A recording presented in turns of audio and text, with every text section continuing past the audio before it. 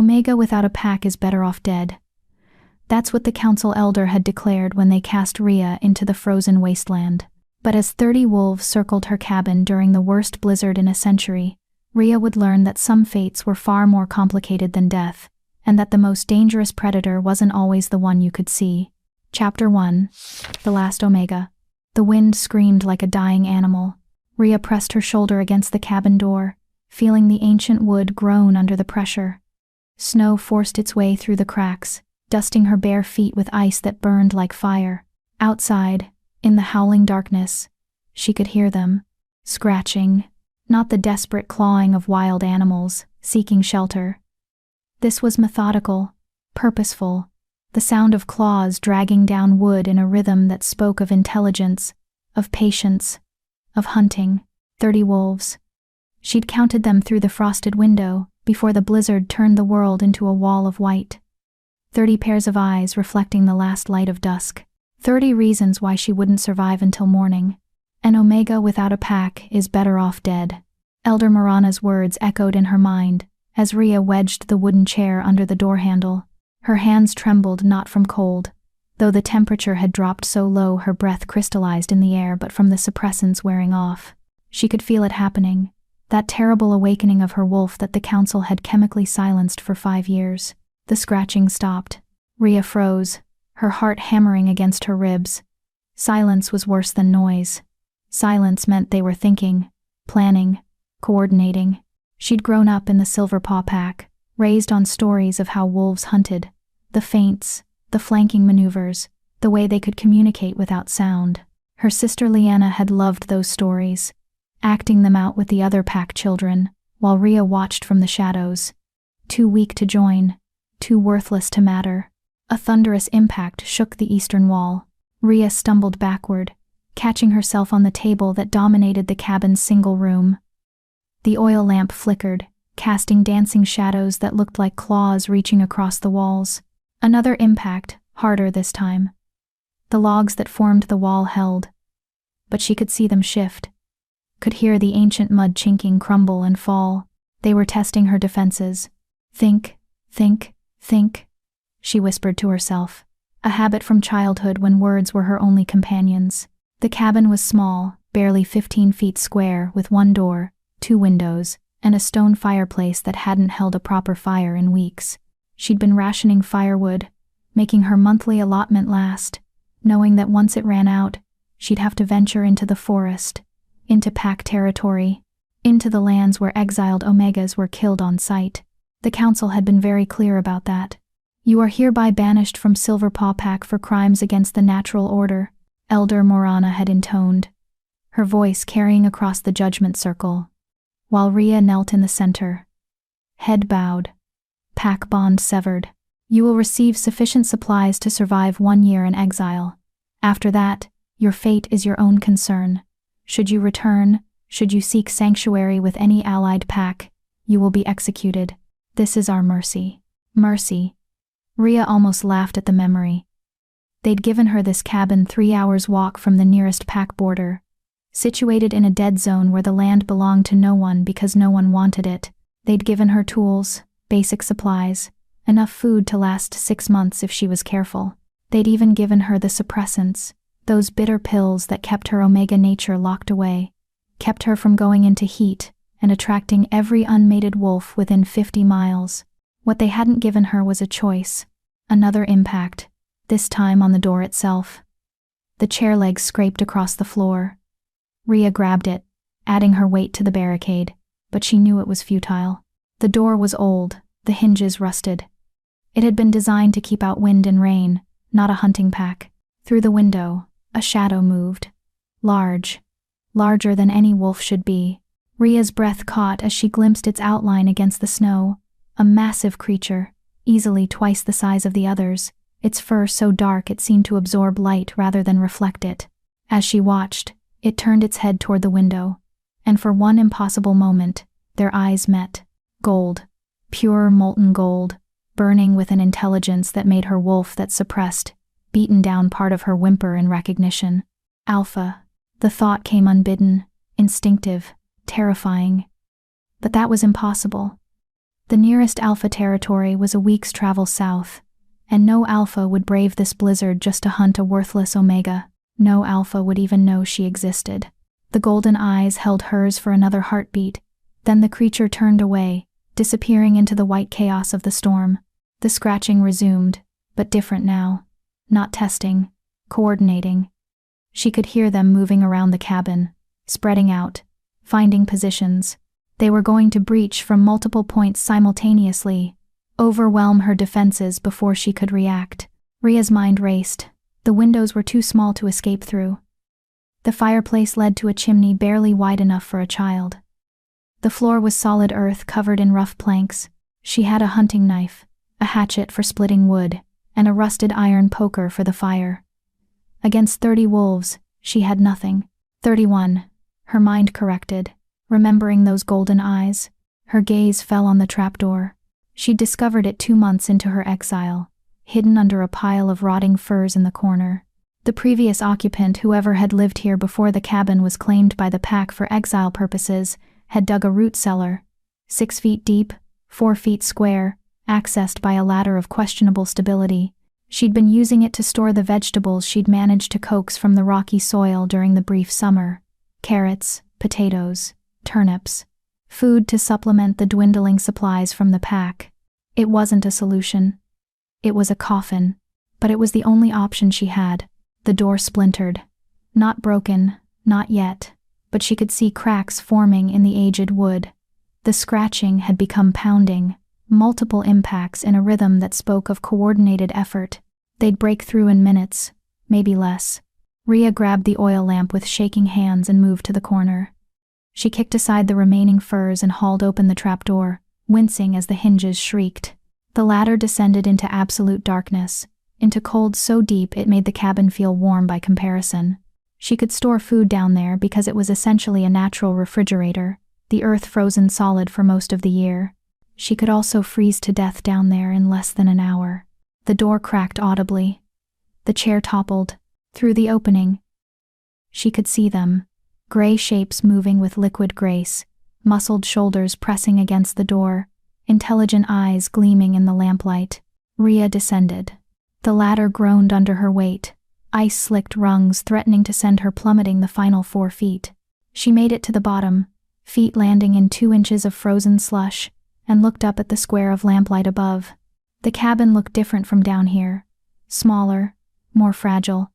A child's toy that the wolves would demolish in seconds. She reached up and pulled the trapdoor closed, just as the cabin door exploded inward. The darkness was absolute.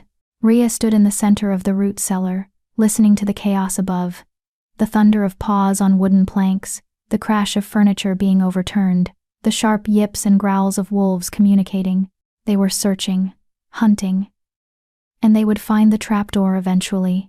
Her breath came in short gasps that crystallized in the frigid air. The suppressants were definitely wearing off now. She could feel her wolf rising, clawing at the chemical chains that bound it. Heat bloomed in her core, that terrible omega biology asserting itself at the worst possible moment. In an hour, maybe 2, she'd go into full heat. In this enclosed space, with 30 wolves above, it would be like ringing a dinner bell. Something heavy landed on the trapdoor. Ria pressed herself against the earthen wall, knife clutched in her hand though she knew it was useless. The weight shifted, moved, sniffing. She could hear it through the wood, great huffing breaths as the creature sought her scent. Then, impossibly, a voice. Open the door. Not a growl shaped into words, not the rough approximation of human speech that wolves in their animal form could sometimes manage. This was a man's voice, deep, commanding, with an edge that made her wolf want to simultaneously submit and fight. Ria's throat closed. Wolves could speak in human form, of course, but shifting during a hunt was inefficient, energy-intensive.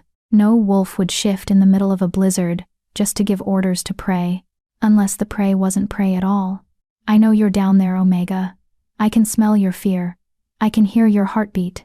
And very soon, I'll be able to scent something else entirely. A pause, and she could hear the smile in his voice. Your suppressants are failing. You have perhaps 90 minutes before every wolf in this territory knows exactly what you are and where you are. So I'll ask again. Open the door. Go to hell, Rhea whispered, surprising herself. 5 years of silence, of obedience, of accepting every punishment and humiliation the pack had dealt her, and now, facing death, she found her voice. Laughter rumbled above, rich and genuine. There's the spirit. I was beginning to think the council had broken you completely. The weight shifted again. My name is Kale Nightfang, Alpha of the Northern Territories. And you, little Omega, are standing in what used to be my grandmother's hunting cabin. Rhea's mind reeled. The Northern Territories were legend, the largest pack in the continent, stretching from the Ice Mountains to the Blackwater River. They were warriors, conquerors, the pack that other packs paid tribute to just to avoid their wrath. And their alpha was supposedly a monster, 7 feet tall, scarred from countless battles, ruthless enough to kill his own father for the throne. That alpha was standing on her trapdoor. I don't believe you, she said, hating how her voice shook. The Alpha King doesn't hunt Omegas in blizzards. You're right, I don't. Another pause. Usually. The trapdoor lifted an inch, and lamplight spilled into her hiding place. Rhea raised her knife, knowing it was futile but unable to stop herself. Through the gap, she could see a hand, large, scarred, distinctly human, gripping the edge of the trapdoor. I'm going to open this door, Kale said, his voice dropping to something almost gentle. You're going to put down that knife, and then we're going to have a conversation about why the Silverpaw Pack exiled their last Omega to a cabin they had no right to claim. Does that sound reasonable? No. Good. I hate reasonable. The trapdoor swung open fully, flooding the cellar with light. Rhea looked up into the face of her doom and found, impossibly, a man. Not a monster. Not a beast. Just a man mid-30s, with dark hair that fell past his shoulders, a jaw shadowed with stubble, and those eyes, those impossible golden eyes that held her gaze with an intensity that made her wolf whimper. He was shirtless despite the cold, his torso a map of scars that told stories of battles won and losses survived. Tribal tattoos marked his shoulders and chest, ancient pack symbols that declared his lineage to anyone who could read them. And he was looking at her not with hunger or contempt, but with something that looked dangerously close to curiosity. Hello, Rhea, he said softly. The council made a serious mistake when they sent you here, and now we're both going to pay for it. Behind him, 29 wolves filled her tiny cabin, their eyes reflecting the lamplight like stars, waiting, watching, ready to tear her apart on their alpha's command. Rhea tightened her grip on the knife, felt her wolf rising despite the suppressants, despite the fear, despite every rational thought screaming at her to submit. If you're going to kill me, she said, just do it. I won't beg. Kale smiled, and it transformed his face from merely handsome to devastating. Kill you? Little Omega, I didn't travel 3 days through a blizzard to kill you. He extended his hand down into the cellar, an offer and a challenge. I came to make you a queen. Chapter 2. The Alpha's Offer. Rhea stared at the extended hand, like it was a serpent ready to strike. A queen. He'd said queen. As if exile and terror and 30 wolves surrounding her cabin could somehow transform into a fairy tale with those simple words. As if an Alpha King would risk his life in a blizzard for a worthless Omega who'd been thrown away like spoiled meat. You're insane, she whispered. Kale's smile didn't waver. Frequently accused, never proven. He kept his hand extended, patient as stone. The floor is frozen earth. You're wearing nothing but a thin nightdress, and your body temperature is dropping by the minute. Pride is admirable, Rhea, but hypothermia is simply stupid. He was right, damn him. She could barely feel her feet anymore, and her fingers had gone from painful to numb around the knife handle. The cellar was a meat locker, designed to preserve food through temperature alone. It would preserve her corpse just as efficiently. If I take your hand, she said slowly, your wolves will kill me the moment I surface. If they were going to kill you, they'd have done it already. Kale's golden eyes held hers. My pack doesn't hunt without my command, and I don't make offers. I don't intend to honor. You have my word as Alpha. The word of a man who claims I'm standing in his grandmother's cabin, a cabin the Silverpaw Council swore was theirs to grant. Something dark flickered across Kale's face, there and gone so quickly she almost missed it. Yes, that's precisely the problem, isn't it? He shifted his weight, and she could see the wolves behind him respond, a subtle repositioning that spoke of pack coordination so ingrained it was instinctive. The Silverpaw pack has been encroaching on Northern Territory borders for 3 years. Small things at first, hunting parties that accidentally crossed the river. Territorial markers moved in the night. Cabins built on disputed land. My counsel advised patience, diplomacy, the avoidance of war. Ria's mind raced. She'd heard nothing of border disputes during her time in the pack, but then again, she'd been kept deliberately ignorant. Omegas weren't told pack business. They were told to be quiet, be obedient, be grateful they were allowed to exist at all. And then, Cale continued, his voice dropping to something colder. 3 months ago, my scouts reported that Silverpaw had exiled someone to this cabin, not to neutral territory, not to unclaimed lands, to a structure built by my great-grandfather in 1847, used by my grandmother until her death in 1923, and legally registered with the Continental Pack Council as Northern Territory property. His eyes narrowed. They sent you here as a statement, a challenge, an insult wrapped in the pretense of mercy. I didn't know. The words tumbled out before she could stop them. The council said they told me this was neutral ground, that no pack would bother me here as long as I stayed isolated. Of course they did. Cale's voice gentled slightly. You were a pawn, Ria, a worthless Omega, their words, not mine, thrown onto my land to force my hand. Either I ignore the transgression and appear weak, or I kill you and give them justification to call for continental intervention against northern aggression. He tilted his head. Quite clever, really. Elder Marana always did have a talent for vicious politics. The mention of Marana's name sent ice through Ria's veins that had nothing to do with the temperature. The elder had orchestrated her exile personally, had stood before the pack, and listed Ria's crimes with the relish of someone who'd been waiting years for the opportunity. And the primary crime? Existing. Being born Omega when the pack had wanted an alpha heir. Being weak when they demanded strength. Being herself when they wanted anyone else. So you came here to what? Ria heard the bitterness in her own voice. Prove a point? Start a war? Kill me in some political maneuver I'm too stupid to understand? No. Cale leaned forward slightly, and she caught his scent for the first time, pine and snow, and something wild that made her wolf keen with recognition. I came here because 3 days ago, during the full moon, I had a vision. The moon goddess herself appeared to me, and said that my mate, my true mate, was dying alone in my grandmother's cabin. His expression turned rueful. She was quite insistent I do something about it. The knife fell from Ria's numb fingers. Mate. True mate. The words every wolf grew up hearing, the fairy tale that sustained them through the worst of pack politics and hierarchy struggles. Somewhere in the world was another wolf whose soul matched yours perfectly, whose scent would call to your wolf like coming home, whose bond would be unbreakable by anything except death itself. Ria had stopped believing in true mates the day her sister Lyanna found hers a strong beta from a allied pack, and Ria had been forced to watch the mating ceremony from the servants' quarters, because her presence would lower the dignity of the occasion. You're lying, she said flatly. True mates can scent each other the moment they meet. I don't. I can't. But even as she protested, her wolf was howling, straining against the suppressants with renewed fury, could smell him, wanted him, needed him with an intensity that terrified her. You're on suppressants strong enough to sedate a bear. Cale's voice was patient, explanatory. They don't just hide your Omega scent from others, they blind you to your own instincts. But they're wearing off now, aren't they? You can feel it happening. And in about 75 minutes, when they fail completely, you're going to scent what I've been smelling since the moment I arrived. He paused. Home. Safety. Mine.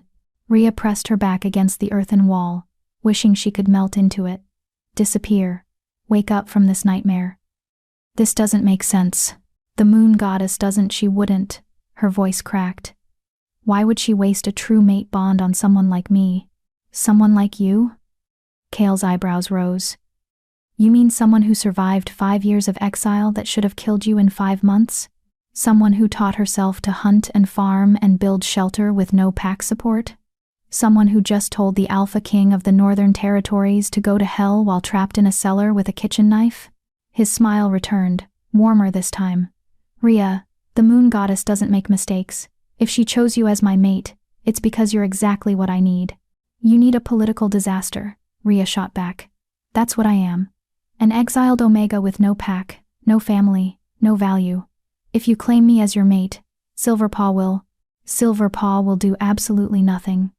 The temperature in Kale's voice dropped 20 degrees. Because if they so much as whisper a protest, I will remind them that they exiled my mate to my territory without permission, a violation of continental law severe enough to justify complete pack dissolution. He straightened slightly.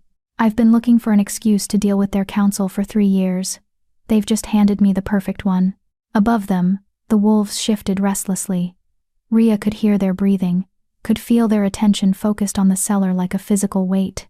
They were waiting for their alpha's signal, ready to act on his command. And she was the trigger. Accept his hand and live. Refuse and... What? He'd said he wouldn't kill her, but he'd also said his pack hunted on his command. Wordplay, political maneuvering, the kind of games she'd never been taught because Omegas weren't supposed to need strategy. You said you'd make me a queen, she said carefully. Queens have power, authority. They make decisions that affect entire packs. Why would you give that to someone you've known for 5 minutes? Because, Kale said, and something in his voice made her look up into those golden eyes. I don't need a decorative mate who smiles and obeys and never questions my decisions. I have enough sycophants in my court. What I need, what the Northern Territories needs, is a queen who understands suffering, who knows what it's like to be discarded and dismissed, who will fight for the weak because she was weak herself once. He tilted his head. The moon goddess showed me your memories, Rhea. I know what they did to you, how they treated you, what your sister said at your exile trial. Rhea's breath caught. Liana's testimony had been the final blow, the moment when exile became inevitable. Her own sister, her littermate, standing before the council and declaring that Rhea was a genetic aberration, a weak link that threatened the pack's future prosperity. She'd said it with tears in her eyes, with obvious regret, but she'd said it. And the council had listened. So you pity me, Rhea whispered. That's what this is, pity dressed up as destiny. I respect you, Kale corrected firmly. There's a difference. Pity is what you give to someone who's broken. Respect is what you give to someone who broke and put themselves back together stronger than before. He leaned forward again, close enough that she could see the faint scars on his jaw, the laugh lines around his eyes. You don't have to love me, Rhea. You don't even have to like me. But I am offering you a choice that no one has given you in 5 years. Come with me willingly, as my mate and future queen, with all the power and protection that entails. Or stay here, and I'll leave supplies and wolves enough to protect this cabin until the blizzard passes and you can make your own way in the world. It was a trap. It had to be. No one offered choices without strings attached, without hidden costs that would reveal themselves later. But his eyes held hers steadily, and she couldn't detect any deception in them. Just certainty, confidence, the absolute conviction of an alpha who'd made a decision and would see it through regardless of opposition. If I refuse, Rhea said slowly, you'll really leave? No punishment? No forced bond?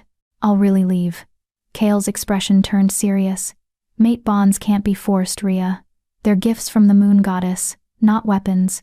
If you reject me, it will hurt both of us, but I won't die from it, and neither will you. You'll simply continue your life, and I'll continue mine, and we'll both wonder what might have been. And if I accept? She hated how small her voice sounded. Then you come with me to the northern capital. We complete the mating bond under the full moon, following traditional ceremonies. You become Queen of the Northern Territories, with all the rights and responsibilities that title carries. You'll have a voice in pack decisions, authority over pack members, and the power to enact changes as you see fit. He paused. You'll also have enemies. The pack will test you. Some will resent an Omega Queen. Some will see you as weak and try to exploit that. It won't be easy. As opposed to freezing to death in a cellar? Rhea laughed, a brittle sound that echoed off the earthen walls. At least your way comes with central heating. Kale's smile was sudden and genuine. There's that spirit again. I was hoping you hadn't lost it entirely. He waggled his fingers. Time's running out, little Omega. Your teeth are chattering, and I can see your lips turning blue. Make your choice. Rhea looked at his hand, scarred, strong, steady, and then up at his face. He was handsome in a brutal way, all sharp angles and hard lines softened only by those golden eyes. He was also an alpha king, which meant he was dangerous, unpredictable, and likely just as political as the council that had exiled her. Trusting him was stupid. Suicidal, even. But staying here was guaranteed death. And somewhere deep in her chest, beneath the suppressants and the fear and 5 years of learned helplessness, her wolf was howling one word over and over. Mine, mine, mine. Rhea reached up and took his hand. His skin was warm, shockingly warm, like touching a furnace after hours in the cold. His fingers closed around hers gently, carefully, as if she were made of glass. And then he was pulling her up, lifting her out of the cellar with effortless strength that reminded her exactly what he was. Predator, warrior, alpha. She emerged into chaos. Her cabin was destroyed. The door hung from one hinge, snow drifting through the opening to pile against overturned furniture. The table was splintered, the chairs reduced to kindling. The shelves had been torn from the walls, their meager contents scattered across the floor. And everywhere on every surface, in every corner were wolves. They were massive, far larger than any wolf should be, their eyes gleaming with intelligence that was distinctly human. Pack wolves, warriors, and they were all looking at her with expressions she couldn't read. Curiosity, calculation, something that might have been respect or might have been hunger. Rhea's legs wobbled. Kale caught her easily, one arm sliding around her waist to steady her. His scent enveloped her, that pine and snow and wildness, and her wolf practically purred. Easy, he murmured. You've been in the cold too long. Your body is in shock. He looked up at the wolves. Shift, now. Our queen needs to see faces, not fangs. The transformation was instantaneous and eerie in its synchronization. 29 wolves became 29 men and women. All of them tall and strong and marked with the same tribal tattoos as their alpha. They were naked, shifting destroyed clothes, but none of them seemed bothered by it. Pack wolves were comfortable with nudity in a way that always made Rhea uncomfortable. A reminder of how separate she'd always been from pack culture. A woman stepped forward mid-20s, with silver blonde hair cropped short and scars crossing her shoulders like badges of honor. Alpha, the blizzard is worsening. We need to move soon or risk being trapped here for days. Agreed.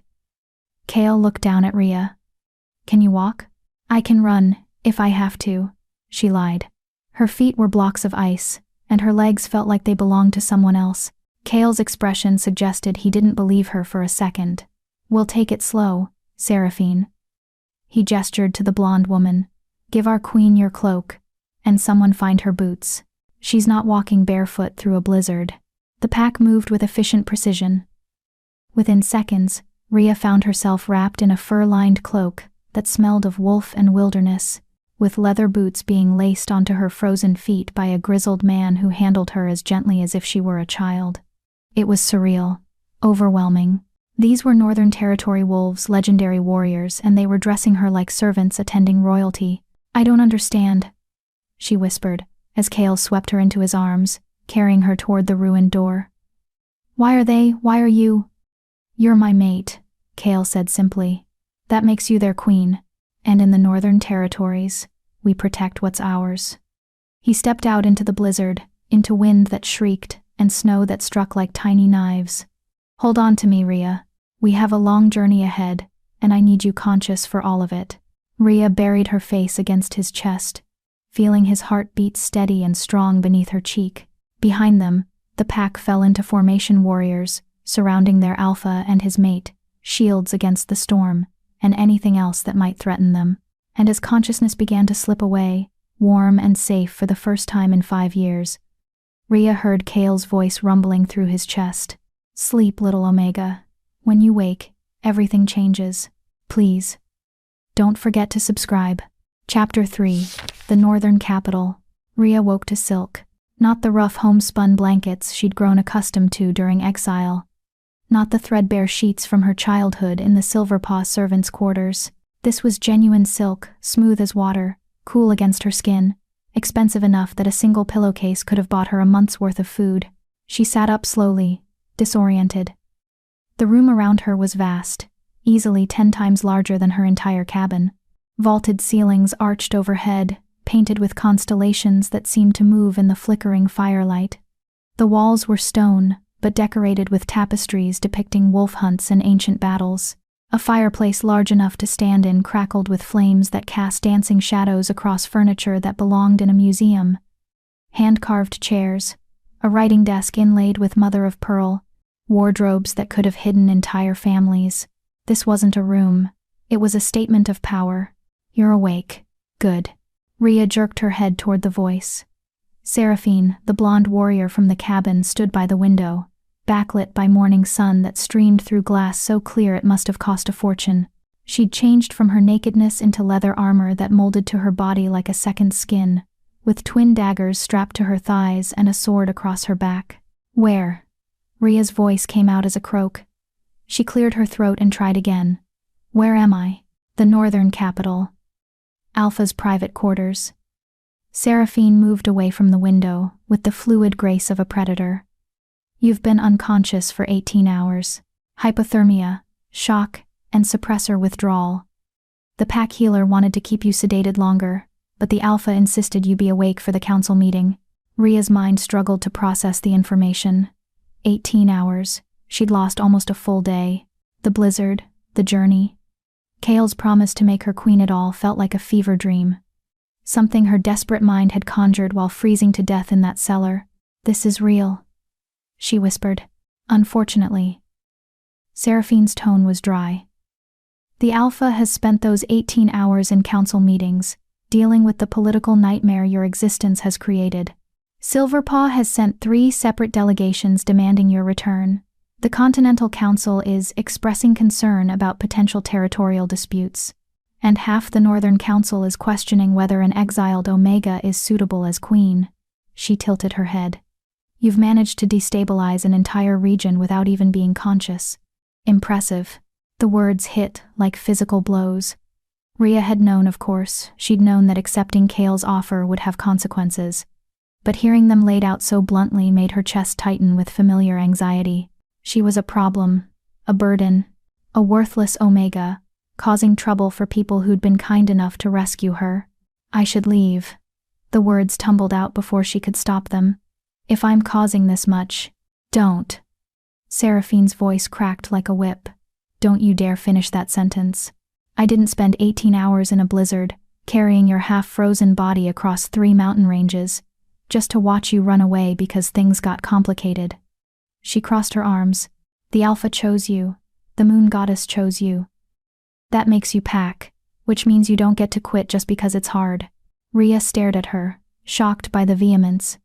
Seraphine stared back, her gray eyes hard as stone. "I don't understand," Rhea said finally. "You don't even know me. Why would you?" "Because the Alpha trusts you. And I trust the Alpha." Seraphine's expression softened slightly. "And because I've read your file. Do you know what the Silverpaw Council said about you in their official exile documentation? They called you genetically defective, socially incompetent, and fundamentally unsuited for pack integration. They exiled you for the crime of being born Omega, in a pack that only values strength." She paused. "I was born a runt, smallest pup in my litter. My birth pack wanted to kill me for dragging down the collective strength.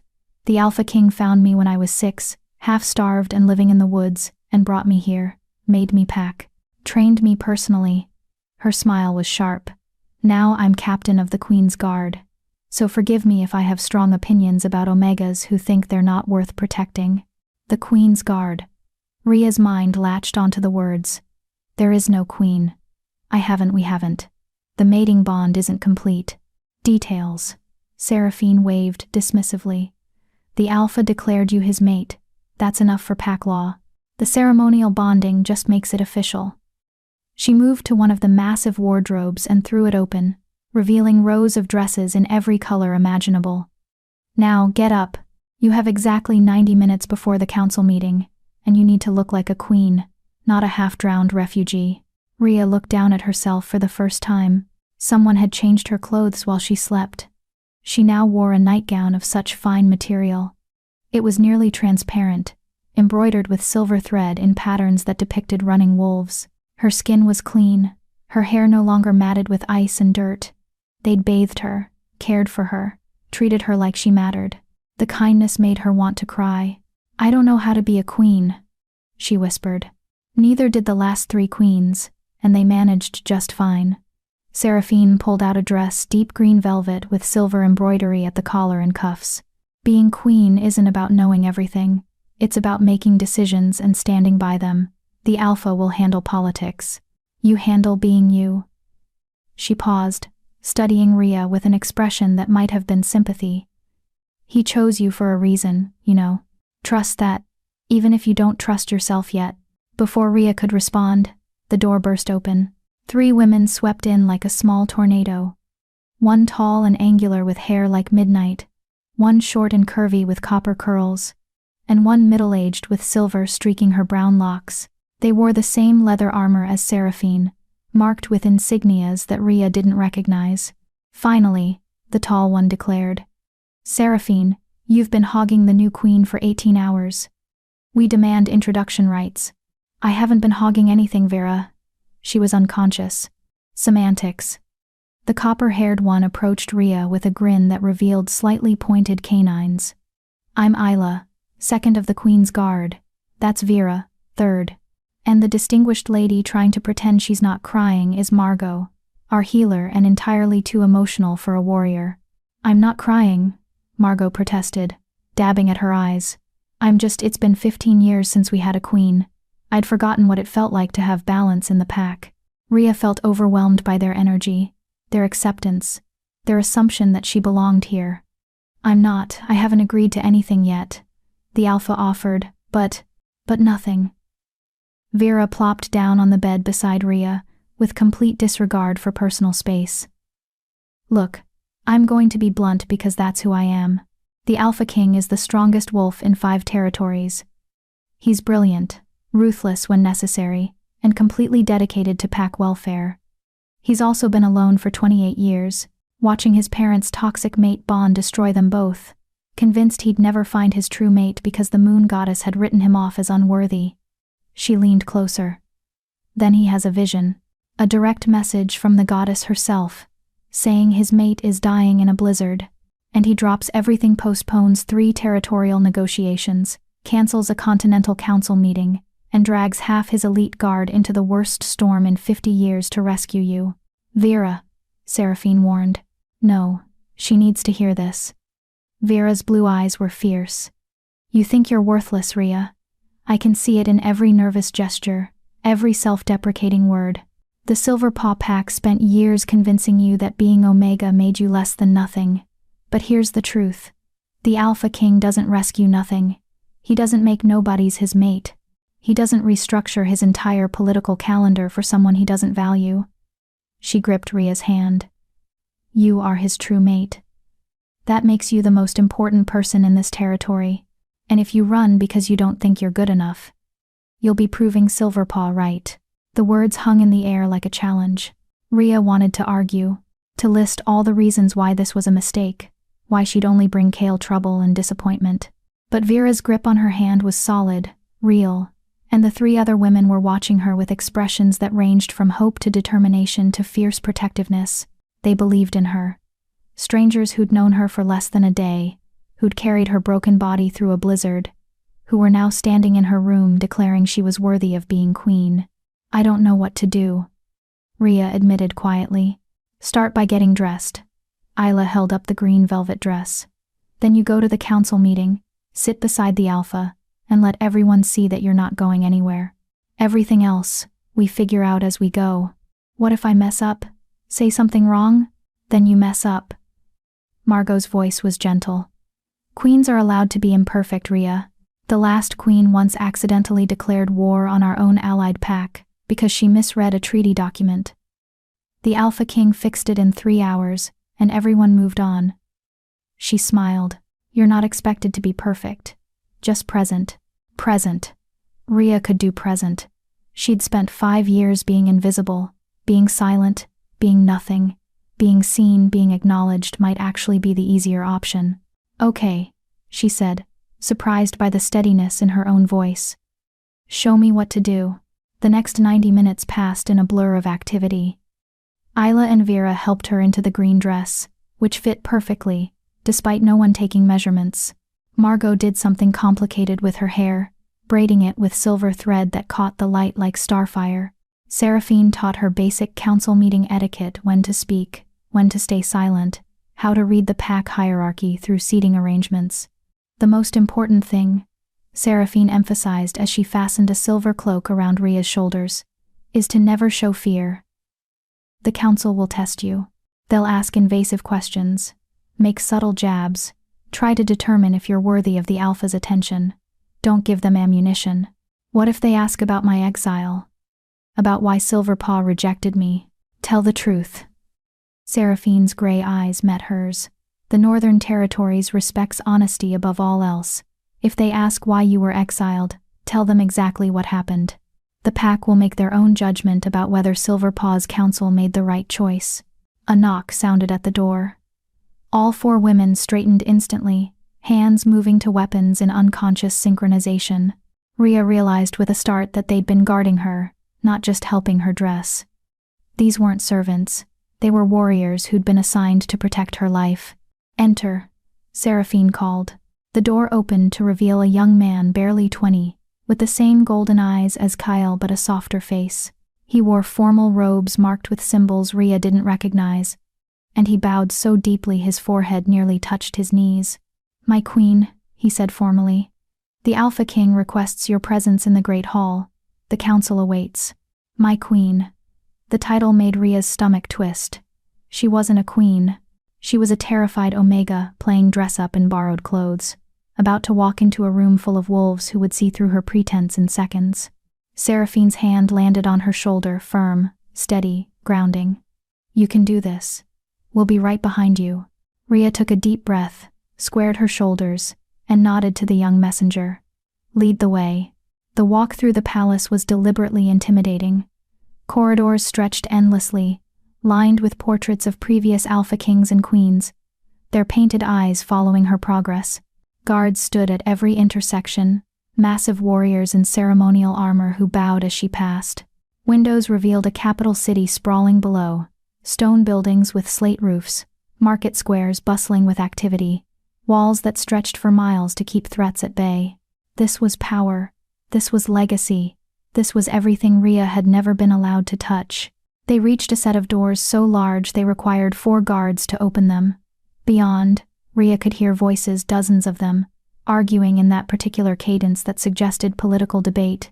The Great Hall, the Council, her future, waiting to judge whether she was worthy of it.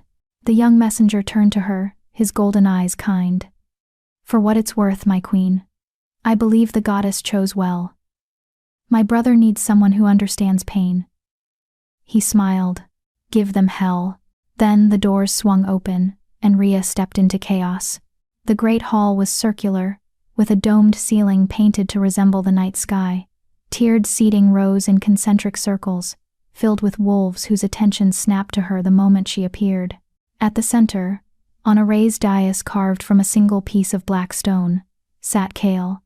He wore robes of midnight blue, embroidered with silver wolves that seemed to move in the torchlight. His dark hair was pulled back, revealing the sharp lines of his face and those golden eyes that found hers across the distance. He wasn't smiling, but something in his expression softened when he saw her. Counselors, his voice rang out, silencing the room instantly. I present Rhea, of Silverpaw, my true mate, and your future queen. She stands before you not as an exile seeking sanctuary, but as the one chosen by the moon goddess herself to lead beside me.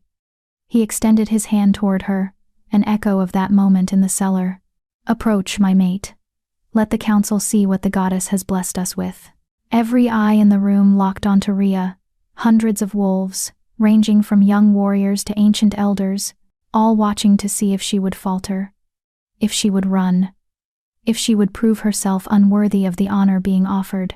Rhea thought of her cabin, of 5 years alone, of every moment she'd been told she was worthless. She thought of Seraphine's words, "The Alpha King doesn't rescue nothing." She walked forward, head high, and took Cale's hand. The room erupted. Chapter 4. The Trial of Worthiness. The eruption wasn't celebration. Half the council rose to their feet in protest, voices overlapping in a cacophony of outrage and disbelief. The other half remained seated, watching with calculating eyes that made Rhea's skin crawl. Cale's hand tightened around hers, not painfully, but enough to communicate. "I've got you. Stand firm."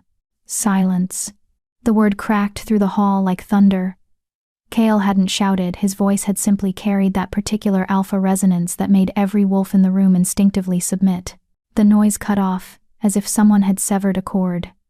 Even Rhea felt the pull of his command, her wolf pressing low in automatic deference. "You will show respect to your queen," Cale continued, his tone deadly calm. "Or you will leave this council and explain to your packs why you chose to insult a mate bond blessed by the moon goddess herself." An elderly man stood from the front row, white-haired, scarred, with eyes that had seen too many battles. "With respect, Alpha King, we question not the moon goddess's wisdom, but the circumstances. This woman was exiled by her birth pack for crimes unspecified. She has lived in isolation, untested by pack dynamics, unproven in her loyalties. How can we trust her to guide our people?" "Counselor Thaddeus," Cale's voice remained level. "You were exiled from your birth pack at age 16 for killing your alpha's son in an honor duel. Yet you now sit on my council as one of my most trusted advisors. Explain to me how your exile was more honorable than hers." Thaddeus's jaw tightened. "I killed a rapist who attacked my sister. The Continental Council recognized my actions as justified and facilitated my transfer to Northern Territory. It is hardly the same situation, isn't it?" Cale gestured to Rhea. "You're right that we don't know the circumstances of her exile. So why don't we ask her?" He looked down at Rhea, his golden eyes gentle despite the tension crackling through the room. "Tell them. What crime did Silverpaw accuse you of?" Every wolf in the Great Hall leaned forward. Rhea could feel their attention like a physical weight, pressing down on her shoulders, stealing the air from her lungs. This was the moment Seraphine had warned her about the test, the trap, the chance to prove herself or condemn herself with her own words. She'd spent 5 years hiding. Maybe it was time to stop. "I was born Omega," Rhea said, surprised by how steady her voice sounded in the vast space. "My twin sister was born Alpha. The pack celebrated her birth and mourned mine. When we were children, they sent Liana to combat training and me to the kitchens. When we were teenagers, they gave her a seat on the youth council and forbade me from attending pack meetings.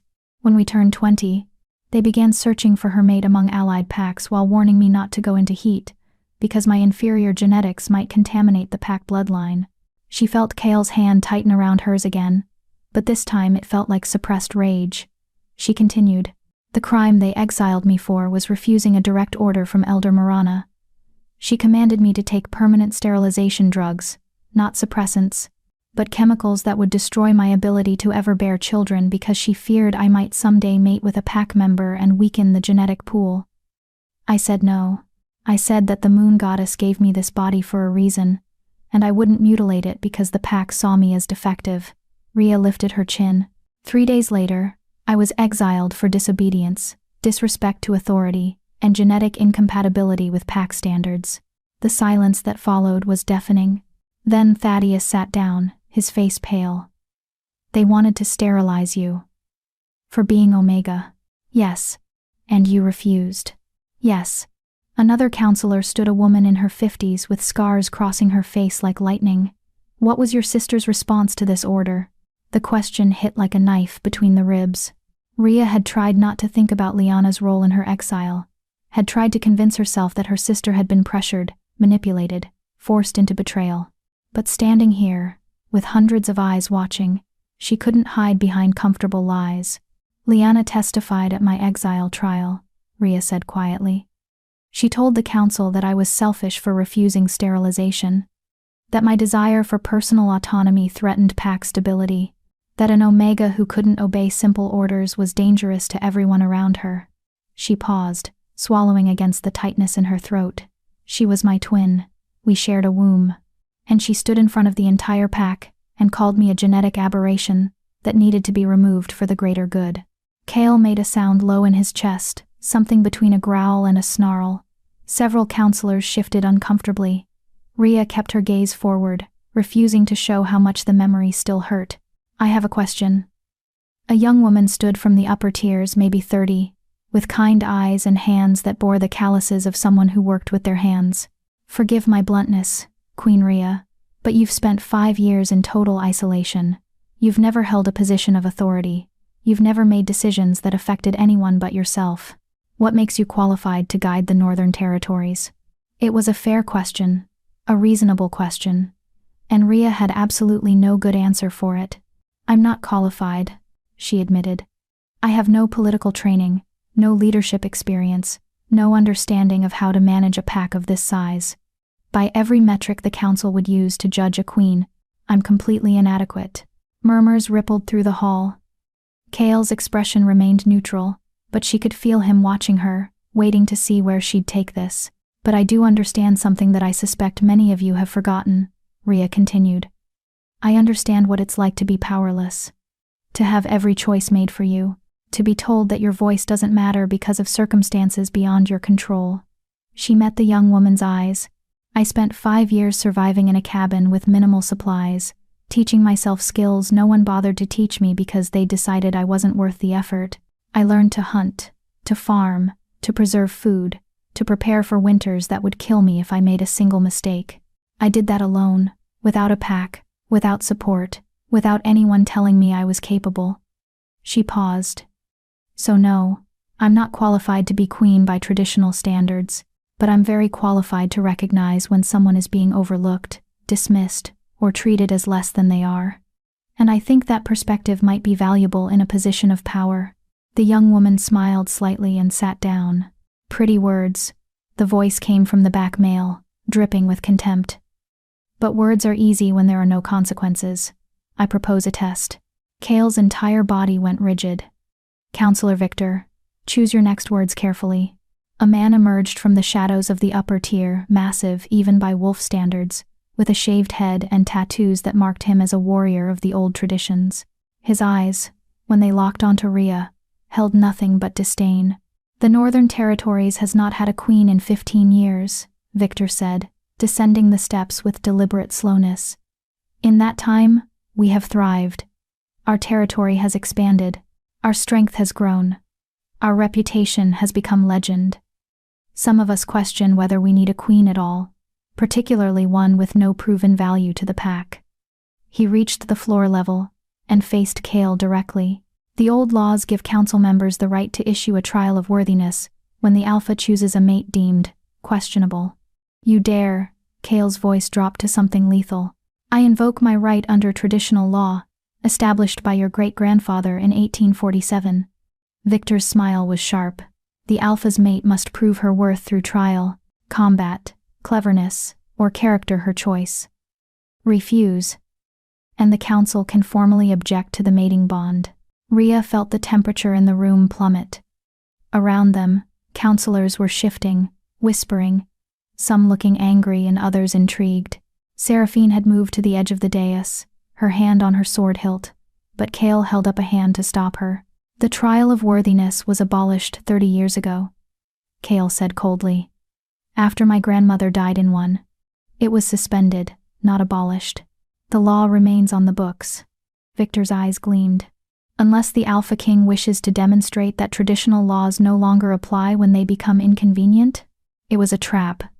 Rhea could see it in the way other counselors were watching, calculating. Victor had just backed Kale into a corner, either allow the trial and risk losing Rhea, or refuse and appear to place his personal desires above pack law. Either way, his authority would be undermined. What are the terms? Rhea heard herself ask. Every head swiveled toward her. Kale's eyes widened. Rhea, no, you don't have to. What are the terms? She repeated, louder this time. She stepped forward, releasing Kale's hand, and faced Victor directly. You invoked traditional law. I'm accepting. State the terms of the trial of worthiness. Victor's smile widened. 3 challenges, 1 from each category. First, combat. You will face a council-appointed opponent in the sparring ring, not to death, but to submission or incapacitation. Second, cleverness. You will solve a puzzle of ancient origin, one that has stumped the council's best minds for decades. Third, character. You will make a choice that reveals your true nature under pressure. He tilted his head. Fail any trial, and you forfeit your claim to the position of queen. The alpha may keep you as mate, but you will have no authority, no voice in pack decisions, no power to affect Northern Territory policy. And if I succeed in all 3, then I will personally kneel before you and acknowledge you as my queen. Victor's tone suggested he thought that outcome was impossible. The trial begins tomorrow at dawn. I suggest you rest well, little Omega. You'll need your strength. He turned and strode from the great hall, leaving chaos in his wake. Counselors erupted into argument. Some were shouting that the trial was archaic and dangerous. Others were insisting that traditional law must be honored. Thaddeus was on his feet, demanding Victor's expulsion from the council. The woman with the scarred face was calling for an immediate vote on trial abolishment. Through it all, Kale stood frozen, staring at Rhea with an expression she couldn't read. I'm sorry, she whispered. But he would have used it against you. This way you could die. Kale's voice was rough. Do you understand what you just agreed to? The combat trial alone, they'll choose someone strong, fast, brutal. Someone who wants to prove that an Omega has no place in pack leadership. They'll hurt you, Rhea. Badly. Maybe. Rhea met his eyes. But if I'd refused, they would have seen me as weak. A coward hiding behind her mate's protection. I can't start my reign if I even get one by proving them right about me. Kale stared at her for a long moment. Then, unexpectedly, he smiled. You're either incredibly brave or incredibly stupid. I haven't decided which. Can it be both? Usually is. He reached out and cupped her face with one hand, thumb brushing across her cheekbone.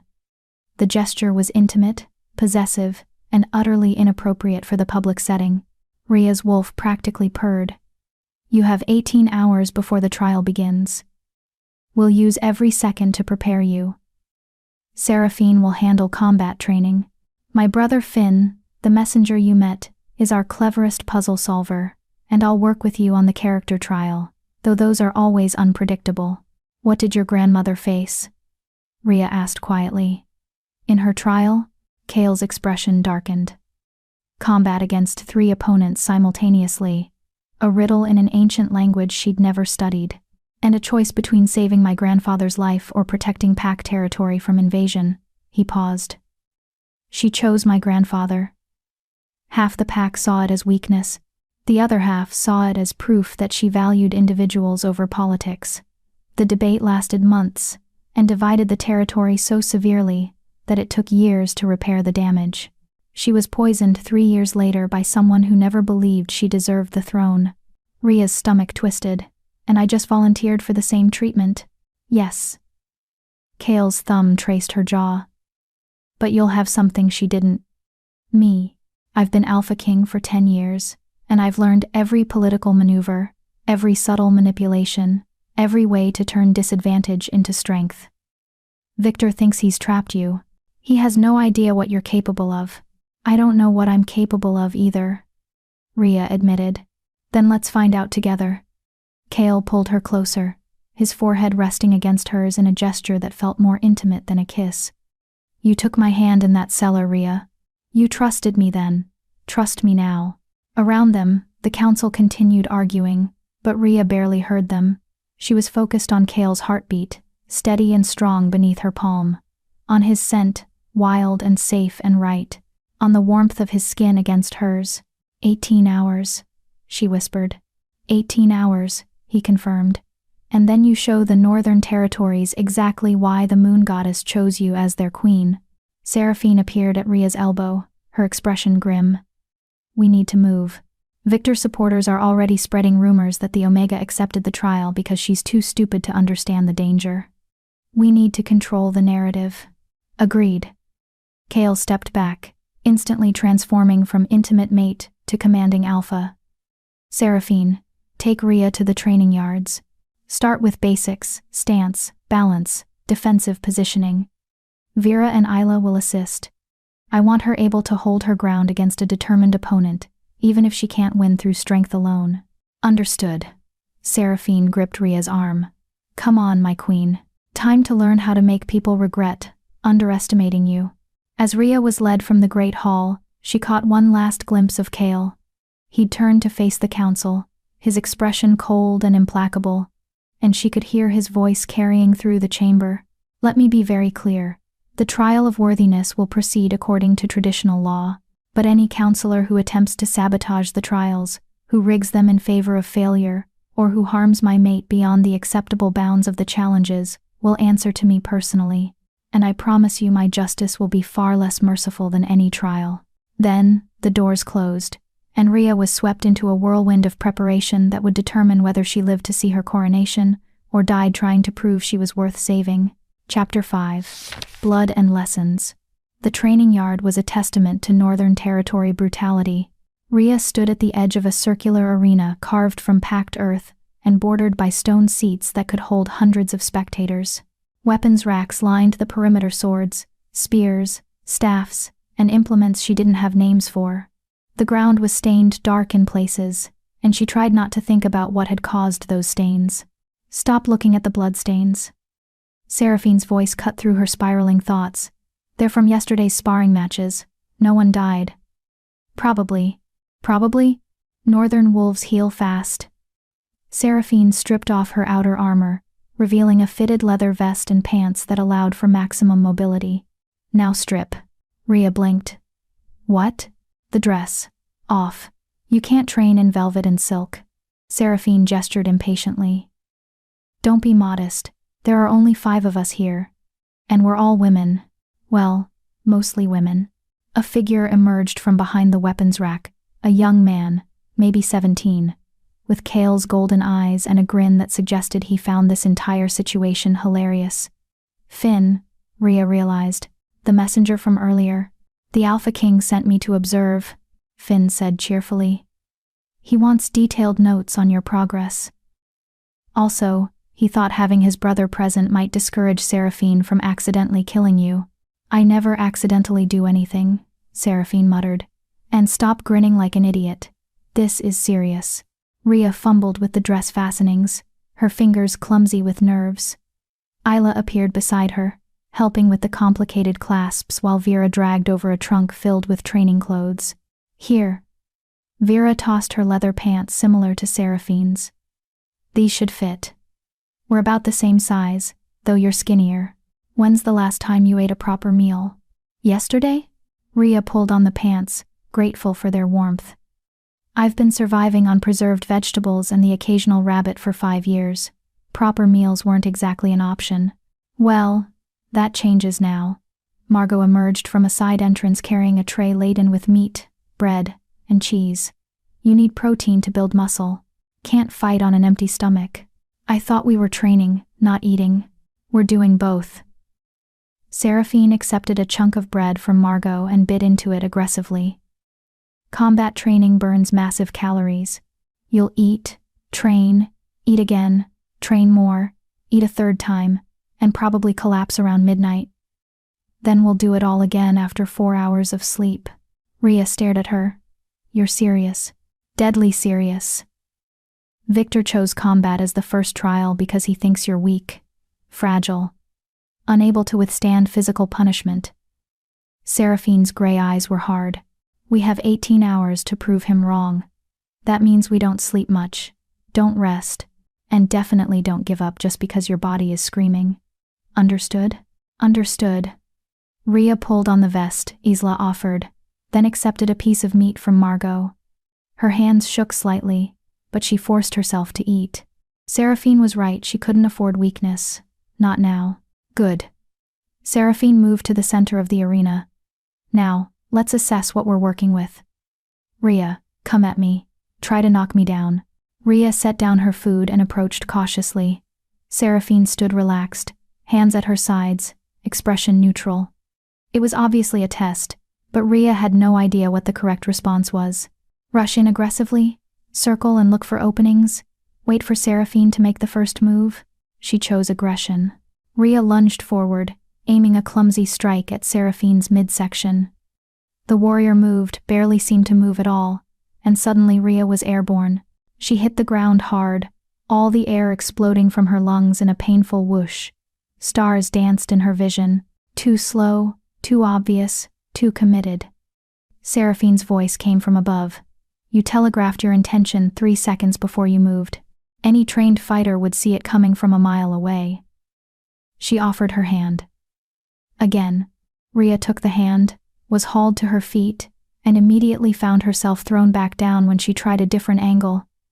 Then again. And again. By the 10th attempt, she was bleeding from a split lip, and her entire body ached. But she was starting to see the pattern. Seraphine wasn't just throwing her. She was teaching her how to fall, how to roll, how to minimize damage when the impact was inevitable. Better, Seraphine said after the 15th throw. You're learning to protect your head. That's crucial. In combat, you will get hit. Accepting that fact is the first step to survival. How encouraging, Rhea gasped, spitting blood. I'm not here to encourage you. I'm here to keep you alive. Seraphine pulled her up again. Now, let's talk about your advantages. You're small, that's not a weakness. That's an asset. Smaller target, faster movements, harder to grab. You're also Omega, which means your wolf is naturally more agile than an alpha's. Alphas rely on power. Omegas rely on speed. I don't feel fast, Rhea said, rubbing her bruised ribs. That's because you've been on suppressants for 5 years. Margot approached with a water skin. Drink. The chemicals dull your reflexes. Suppress your wolf's instincts. Now that they're wearing off, you'll start noticing changes. Sharper senses. Quicker reactions. Better balance. She paused. Also, the heat symptoms will intensify. Be prepared for that. Rhea had been trying not to think about the heat. Already she could feel it building a warmth low in her belly. A hypersensitivity to scent. An awareness of Kale even though he was nowhere nearby. By the time the trial started tomorrow, she'd be in the early stages of full heat. Fighting while her body screamed for her mate would be problematic. Can we delay the heat? She asked. More suppressants or… No. Seraphine's voice was sharp. Suppressants would dull your reflexes further. You need every advantage you can get, even if that means dealing with distraction. Besides, she smiled slightly, Omegas in heat release pheromones that can affect opponents, make them hesitate, become distracted. It's not much, but we'll take any edge we can get. So, my plan is to seduce my opponent into submission? If that works, I won't judge your methods. Vera appeared with a practice staff. But we should probably have a backup plan. Here, Seraphine, catch. She tossed the staff. Seraphine caught it one-handed and immediately swung at Rhea's head. Rhea ducked on pure instinct, the staff whistling past her ear. She scrambled backward, heart hammering, and glared at Seraphine. A warning would be nice. Opponents don't give warnings. Seraphine spun the staff lazily. They attack when you're distracted, unprepared, vulnerable. Get used to it. She struck again, low this time. Rhea jumped, barely clearing the staff. Then Seraphine reversed direction, and Rhea had to roll sideways to avoid having her legs swept out from under her. The warrior pressed the attack, driving Rhea backward with a series of strikes that came faster and faster until Rhea caught the staff. She didn't know how she'd done it. One moment she was retreating, overwhelmed, certain she was about to get her skull cracked open. The next, her hand shot out and grabbed the staff mid-swing, her grip iron tight despite the impact that rattled her bones. Seraphine's eyes widened. Well, that's new. What just happened? Rhea stared at her own hand, shocked. Your wolf happened. Margot was grinning. Without suppressants, your instincts are returning. Your wolf saw the threat and reacted faster than your conscious mind could process. That's what we need to cultivate. Can I do it again? Only one way to find out. Seraphine yanked the staff free and tossed it to Vera. Vera, Isla, both of you, staffs. Let's see how our queen handles multiple opponents. The next hour was brutal. Rhea was knocked down more times than she could count. Struck across the ribs, the shoulders, the thighs. But she was also learning to read body language, to predict strikes, to move before her conscious mind caught up with her instincts. Her wolf was waking up, pushing through years of chemical suppression, and with it came abilities she'd never known she had. She could hear heartbeats, smell the sweat on Vera's brow before the woman even moved. See the subtle shift in Isla's weight that telegraphed which direction she'd attack from. It wasn't enough to win, she was still outmatched, still slower and weaker than trained warriors, but it was enough to survive, to last, to keep fighting even when her body screamed for rest. Enough. Seraphine called a halt as Rhea collapsed to her knees, gasping. Eat, rest for 10 minutes. Then we moved to defensive tactics. Rhea crawled to the edge of the arena, where Margot waited with more food and a healing salve for her bruises. Finn approached, his expression thoughtful. You're improving faster than I expected, he said quietly. Most wolves need weeks to reconnect with their instincts after long-term suppression. You're doing it in hours. Is that good or bad? Depends. Finn crouched beside her. It could mean your wolf is naturally strong, eager to break free. Or it could mean the bond with the alpha is accelerating your recovery. Mate bonds do that, strengthen both parties, enhance natural abilities. He paused. My brother told me to tell you something. He said, trust your wolf. She knows what you need, even when you don't. Rhea closed her eyes, feeling tears prick at the corners. She was exhausted, battered, terrified of what tomorrow would bring. But Kale believed in her. Seraphine believed in her. These warriors who barely knew her were spending their night teaching her to survive because they thought she was worth the effort. Maybe it was time to believe in herself. 10 minutes is up, Seraphine announced. Back in the ring. Time to learn what to do when someone twice your size gets you in a hold. The training continued. Hours blurred together, falling, rising, attacking, defending. Learning the hard way that combat wasn't about strength but about will. About refusing to stay down even when everything hurt. About finding angles, exploiting openings, using an opponent's momentum against them. Vera taught her pressure points, places to strike that would drop even an alpha if hit precisely. Isla showed her how to escape from holds, how to make herself slippery and difficult to grip. Margot worked on her stamina, pushing her to keep moving even when her lungs burned and her muscles screamed. And through it all, Seraphine drilled one message into her head. You will not win through strength. You will win through stubbornness. Outlast them. Make them question whether hurting you is worth the effort. Make them see that you will never surrender, never quit, never stop fighting. That's how Omegas survive in a world built for alphas. Midnight came and went. Rhea lost track of how many times she'd been thrown, struck, or knocked unconscious. Her body was one massive bruise, and she was fairly certain she'd cracked at least 2 ribs. But she was still standing, still moving, still fighting. Last drill, Seraphine said, as the clock tower chimed 2 in the morning. Full combat, all 4 of us against you. You need to survive for 5 minutes without being pinned. Ready? Rhea wasn't ready. She'd never be ready, but she nodded anyway. They came at her from all sides, a coordinated assault that would have overwhelmed her 12 hours ago. But now, with her wolf fully awake and singing in her veins, she moved. Not gracefully, not powerfully, but effectively. She ducked under Vera's strike, rolled past Isla's grab, used Seraphine's own momentum to send her stumbling. Margot nearly caught her, but Rhea twisted free at the last second and put distance between herself and her attackers. 4 minutes. She could hear Finn counting from the sidelines. 4 minutes of chaos, of desperate survival, of refusing to go down even when Seraphine's staff caught her across the shoulders hard enough to make her vision white out. 3.5 minutes. Vera's fist connected with her ribs, the cracked ones, and Rhea tasted copper but kept moving. 3 minutes. Isla's leg swept hers out from under her, and she hit the ground hard but rolled immediately, preventing the pin. 2 minutes. Her vision was graying at the edges. 1 minute. She could barely breathe. 30 seconds. Seraphine had her by the arm, pulling her into a hold that would end the drill if Rhea couldn't break it. So Rhea bit her. Not hard enough to truly injure, just enough to shock. Seraphine's grip loosened from surprise, and Rhea wrenched free, stumbling backward as Finn shouted, "Time!" Silence fell over the training yard. Rhea stood in the center of the arena, swaying on her feet, bleeding from at least 5 different places.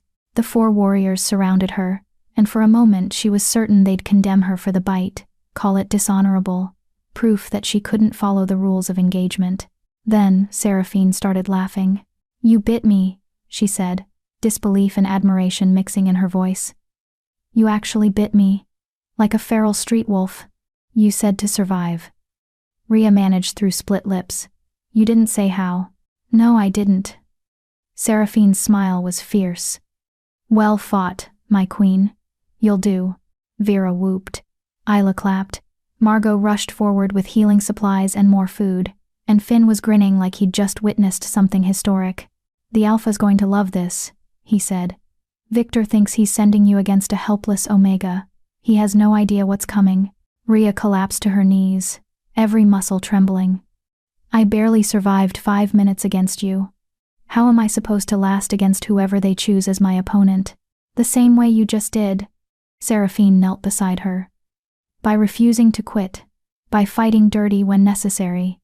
By being too stubborn to die." She gripped Rhea's shoulder. "You have 3 more hours before we need to work on the cleverness trial. I suggest you spend it sleeping. Margot will heal what she can, but some pain you'll have to carry into the arena. Can you handle that?" Rhea thought of 5 years alone. Of every humiliation, every rejection, every moment she'd been told she was worthless. Of Kale's hand extended in a cellar, offering her a choice and a future. "I can handle it," she said. "Good." Seraphine hauled her to her feet. "Because tomorrow, you're going to show the Northern Territories exactly what happens when you underestimate an Omega, and it's going to be glorious. Please, don't forget to subscribe." Chapter 6. The Riddle of Ancients. 3 hours of sleep felt like 3 seconds. Rhea woke to Margot shaking her shoulder, every muscle in her body screaming protest. The healer had done what she could. The cracked ribs were mended, the worst bruises faded to yellow-green rather than deep purple, but pain still radiated through her limbs like fire. "Up," Margot said gently. "Finn's waiting. You need to work on the cleverness trial before the combat challenge begins at dawn." Rhea forced herself upright, biting back a groan. Someone had moved her to a proper bed while she slept, not the silk-sheeted monstrosity from the Queen's quarters, but a simple cot in what looked like a guard barracks. Through the narrow window, she could see the sky beginning to lighten from black to deep purple. Maybe an hour until sunrise, maybe less. "Here." Margot pressed a cup into her hands. "Tea. It'll help with the pain and sharpen your mind. You'll need both." The tea tasted like bitter herbs and regret, but warmth spread through Rhea's chest as she drank.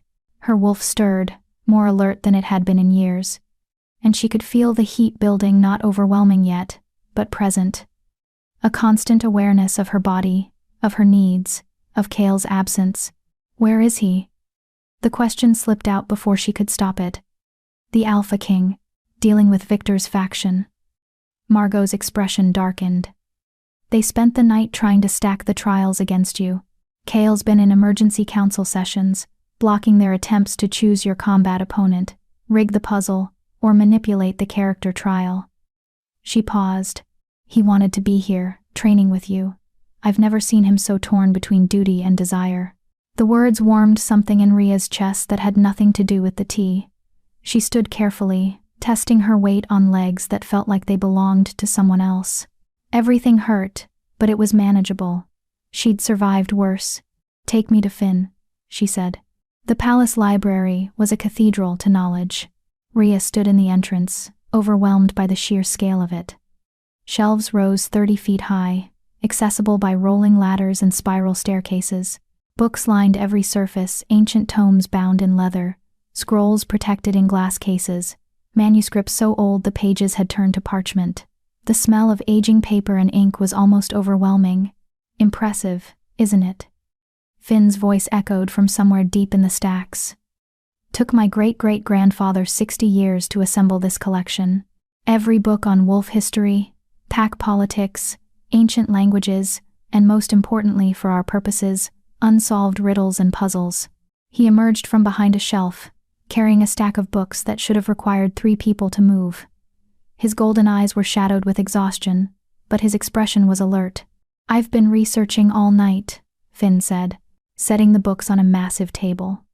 Traditional trials of cleverness follow specific patterns. They're not just random puzzles, they're designed to test specific qualities.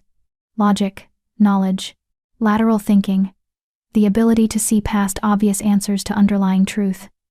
He opened the top book, revealing pages covered in symbols Rhea didn't recognize. The problem is, we don't know which puzzle they'll choose. The Council has access to dozens of ancient riddles, some of which haven't been solved in centuries. Rhea sank into a chair, staring at the incomprehensible symbols. How am I supposed to solve something that's stumped experts for centuries? By not thinking like an expert. Finn's smile was encouraging. Experts get caught up in complex theories and elaborate solutions. Sometimes the answer is simpler than anyone expects. Here, let me show you. He pulled out another book, flipping to a marked page. This is the riddle of the 3 brothers, posed during a cleverness trial 200 years ago. The riddle goes: 3 brothers guard 3 doors. 1 door leads to freedom, 1 to treasure, 1 to death. 1 brother always tells truth, 1 always lies, 1 alternates between truth and lies. You may ask only 1 question to 1 brother. What do you ask? Rhea's mind spun. That's impossible. If you don't know which brother alternates, any answer could be misleading. That's what the challenger thought. She spent 3 hours trying to devise a question that would work regardless of which brother she asked. She failed the trial. Finn's eyes gleamed. The answer is, if I asked your brother, who always tells the truth, which door leads to freedom, what would he say? The truthful brother would point to freedom. The lying brother would lie about what the truthful brother would say, also pointing to freedom. And the alternating brother, when lying, would lie about the truthful brother freedom again. When telling truth, he'd truthfully report what the truthful brother would say, still freedom. Rhea blinked. That's brilliant. It's lateral thinking. Not asking, which door is freedom, but asking about what someone else would say. Finn pulled out more books. That's the key. The puzzle won't be about knowledge you can't memorize enough in one night to compete with scholars who've studied for decades. It'll be about perspective. About seeing the problem from an angle no one else has considered. For the next hour, Finn walked her through puzzle after puzzle. Some were mathematical complex equations that resolved into simple patterns if you looked at them sideways. Some were linguistic riddles in ancient languages that made no sense, until you realized the words were meant to be read backward or upside down. Some were visual symbols that appeared random, until you stepped back and saw the larger picture they formed. You're good at this, Finn said, after Rhea solved a particularly complex riddle about moon phases and pack hierarchy. Better than I expected. I've had a lot of practice seeing things from unconventional angles, Rhea said quietly.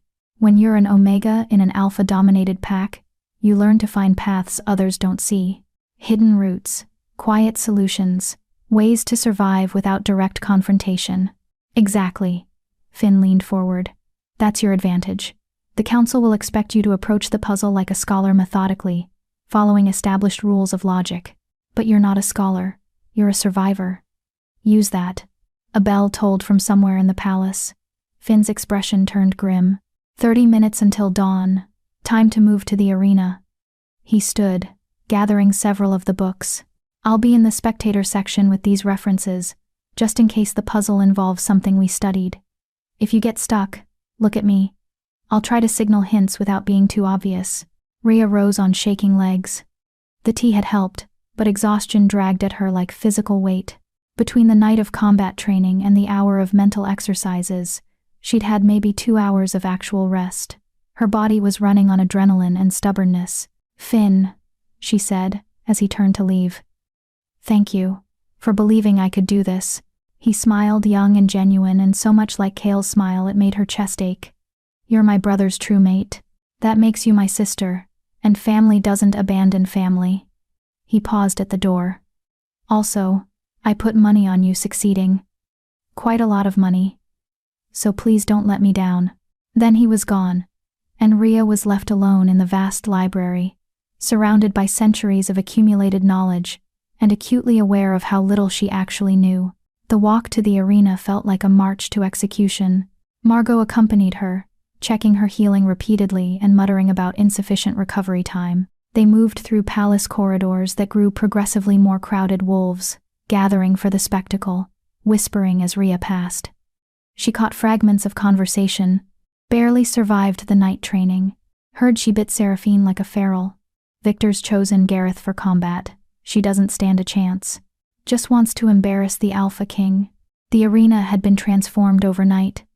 The tiered seating was packed with hundreds of wolves, council members in the front rows, warriors and civilians filling the higher sections. Guards lined the perimeter, their expressions carefully neutral, and at the highest point, in a throne carved from black stone, sat Kale. He wore full ceremonial regalia robes that seemed to absorb light, a crown of silver that caught the rising sun, and an expression of such cold authority that Rhea barely recognized him. This wasn't the man who'd offered her his hand in a cellar. This was the Alpha King, and he was radiating power that made her wolf whimper and submit. Their eyes met across the distance. Something flickered in his golden gaze: concern. Pride, barely restrained violence before his expression smoothed back to neutrality. "Rhea of Silverpaw." Victor's voice boomed across the arena. He stood at the center, dressed in ceremonial armor, looking like a warrior from legend. "You have accepted the trial of worthiness, invoking your right to prove yourself through combat, cleverness, and character. Do you understand that failure in any trial will result in forfeiture of your claim to the position of queen?" "I understand." Rhea's voice sounded small in the vast space. "Do you understand that the trials may result in injury, pain, or in rare cases death?" "I understand." "Then we begin." Victor gestured to a stone pedestal that had been placed at the arena's center. "The trial of cleverness will commence first. Approach." Rhea walked forward on legs that threatened to give out with every step. The pedestal held a single object, a wooden box, ancient and covered in carved symbols that seemed to writhe in the morning light. As she drew closer, she could see that the symbols weren't random. They formed patterns. Equations. A puzzle laid out in 3 dimensions. "This is the labyrinth box," Victor announced. "Created by the first Alpha King 700 years ago. It has been opened only twice in recorded history, once by its creator, once by an Omega Queen 3 centuries ago, who spent 6 months studying it before solving the puzzle." His smile was sharp. "You have 1 hour. Open the box, and you pass the trial. Fail, and you forfeit your claim." 1 hour. Rhea circled the pedestal, studying the box from all angles. The symbols were ancient Pack script predating modern written language by centuries. Some she recognized from Finn's books, others were completely foreign. The wood itself was dark with age, smooth from countless hands touching it over the years. She reached out to touch it and felt warmth. Not physical heat, but something else. A resonance, as if the box was reacting to her presence. "You may begin," Victor said. Rhea took a deep breath and placed both hands on the box. The symbols blazed to life. Light erupted from the carvings, forming patterns in the air around the box. Equations in languages she shouldn't understand, but somehow did. Images of wolves running, hunting, transforming. The history of pack dynamics laid out in visual metaphor. And underneath it all, a question. What binds the pack? Rhea's mind raced. It was a riddle disguised as a puzzle. The box wasn't testing her ability to decode ancient languages. It was testing her understanding of pack nature itself. What bound wolves together? Hierarchy? Tradition? Territory? She thought of Silverpaw, where pack bonds had felt like chains, where hierarchy meant suffering for anyone deemed weak, where tradition was used as a weapon to enforce conformity. No, that wasn't what bound a true pack. She thought of the past 18 hours, of Seraphine drilling combat techniques into her at midnight, of Margot healing her injuries without question. Of Finn spending his night researching puzzles to help her succeed. Of 4 warriors who barely knew her treating her like family because their alpha had chosen her. Choice, she realized. Not obligation, not hierarchy. Choice. The box had multiple panels, each carved with different symbols. Ria's fingers moved across them, finding patterns. Pack symbols representing Alpha, Beta, Omega, Warrior. She'd been trying to see them as separate categories, but what if they were meant to overlap? What if the solution was removing the divisions entirely? She pressed 3 panels simultaneously. Alpha, Omega, and the symbol for bond. The box hummed. 30 minutes, Victor called out. Sweat beaded on Ria's forehead. The box was responding, but not opening. She was missing something. Some final element that would complete the pattern. Look at the bigger picture, Finn had said. Don't think like an expert. Ria stepped back from the pedestal and looked at the box in context. It sat in the center of the arena, surrounded by hundreds of watching wolves. The arena itself was circular, a perfect representation of pack structure. And the box, with its multiple panels and overlapping symbols, was also circular. A representation within a representation. What binds the pack? Not just choice. Recognition. The understanding that every member, Alpha, Omega, Warrior, Healer, was necessary. That removing any piece broke the circle. She'd been trying to solve the puzzle by isolating symbols. She needed to activate them all simultaneously. Ria placed her hands on the box and pushed her awareness outward to Seraphine, watching from the front row, to Margot, holding her breath beside Finn, to Vera and Isla standing with hands on their weapons, to every wolf in the arena, from the highest-ranking council member to the youngest pup who'd snuck in to watch. We are pack, she thought, letting her Omega nature sing through her. All of us, together. The box exploded with light. Not destructive, transformative. The symbols blazed so bright Ria had to close her eyes. And when she opened them again, the box lay open. Inside was a single object, a silver crown, delicate as spun glass, sized perfectly for an Omega's head. Silence fell over the arena. Victor stared at the open box, his expression frozen between shock and rage. That's impossible. It took the last Omega Queen 6 months. The last Omega Queen was trying to prove her worth to a pack that had already rejected her. Kale's voice rang out. He'd risen from his throne, his eyes locked on Ria with an intensity that made her knees weak. Ria solved it in 20 minutes because she already understands what that queen took 6 months to learn. Pack bonds are not about hierarchy or strength. They're about recognition and choice. He descended the steps with predatory grace. The box opened for her because she is already what she needs to be, a queen who sees value in every member of her pack. He reached the arena floor and walked to Ria. Without hesitation, he lifted the silver crown from the box and placed it on her head. The metal warmed instantly, molding to fit her perfectly, and Ria felt something shift, a connection forming, threads of awareness spreading outward to every wolf in the arena. She could feel them, their emotions, their doubts, their hopes, the pack bond, extending to include her for the first time in her life. The trial of cleverness is complete, Kale announced. The challenger has succeeded. His voice dropped to something more intimate. Well done, my mate. Ria swayed on her feet, overwhelmed by the sudden influx of sensation. Kale caught her easily, one arm supporting her waist. 1 trial down, he murmured. 2 to go. Can you continue?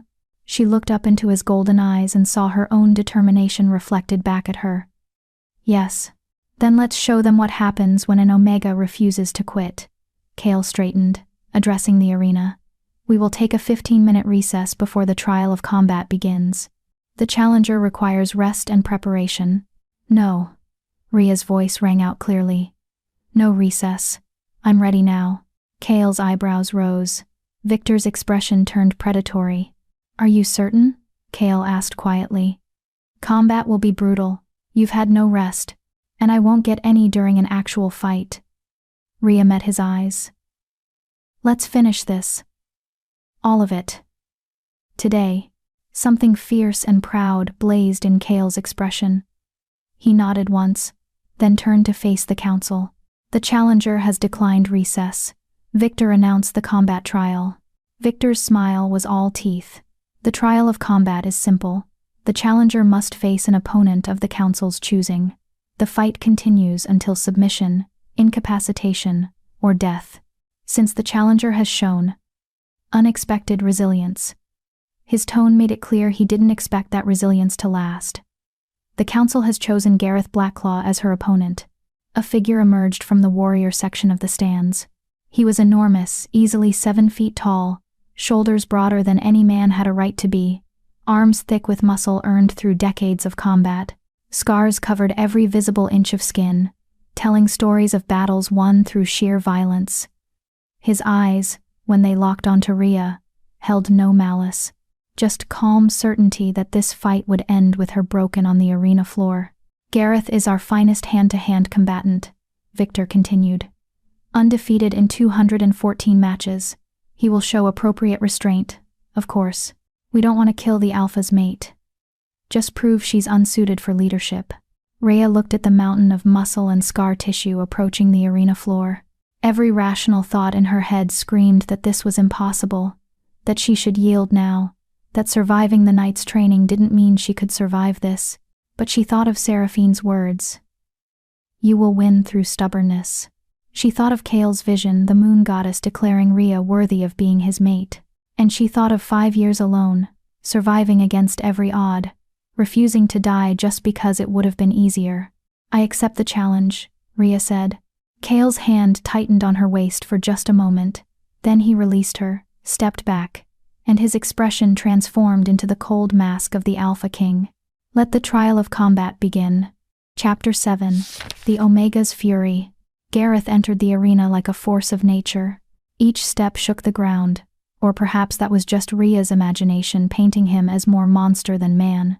He wore minimal clothing, just leather pants, that allowed freedom of movement, and every inch of exposed skin told stories written in scar tissue. A gash across his ribs from a bear attack, claw marks on his shoulder from a rival pack's champion, burns along his forearms from a firefight gone wrong. This was a man who'd survived 214 opponents. This was a man who killed for a living. And Rhea, who'd learned to fight approximately 12 hours ago, was supposed to last against him. Combatants, to your positions. Victor's voice carried across the arena. The rules are simple. No weapons, no killing blows, no interference from spectators. The fight continues until one party submits or is rendered unconscious. He paused, his eyes gleaming with anticipation. Begin when the bell rings. Rhea moved to the center of the arena, on legs that threatened to buckle. Gareth took position opposite her, his expression still neutral. Up close, he was even more intimidating. His chest was a wall of muscle, his hands large enough to crush her skull with minimal effort. I will try not to hurt you too badly, Gareth said quietly. His voice was surprisingly gentle for a man his size. But I have my orders. You must be defeated thoroughly enough that the council cannot question the outcome. Understood. Rhea shifted her weight, trying to remember everything Seraphine had drilled into her. Protect your head, stay mobile, never commit fully to an attack. Make them work for every inch.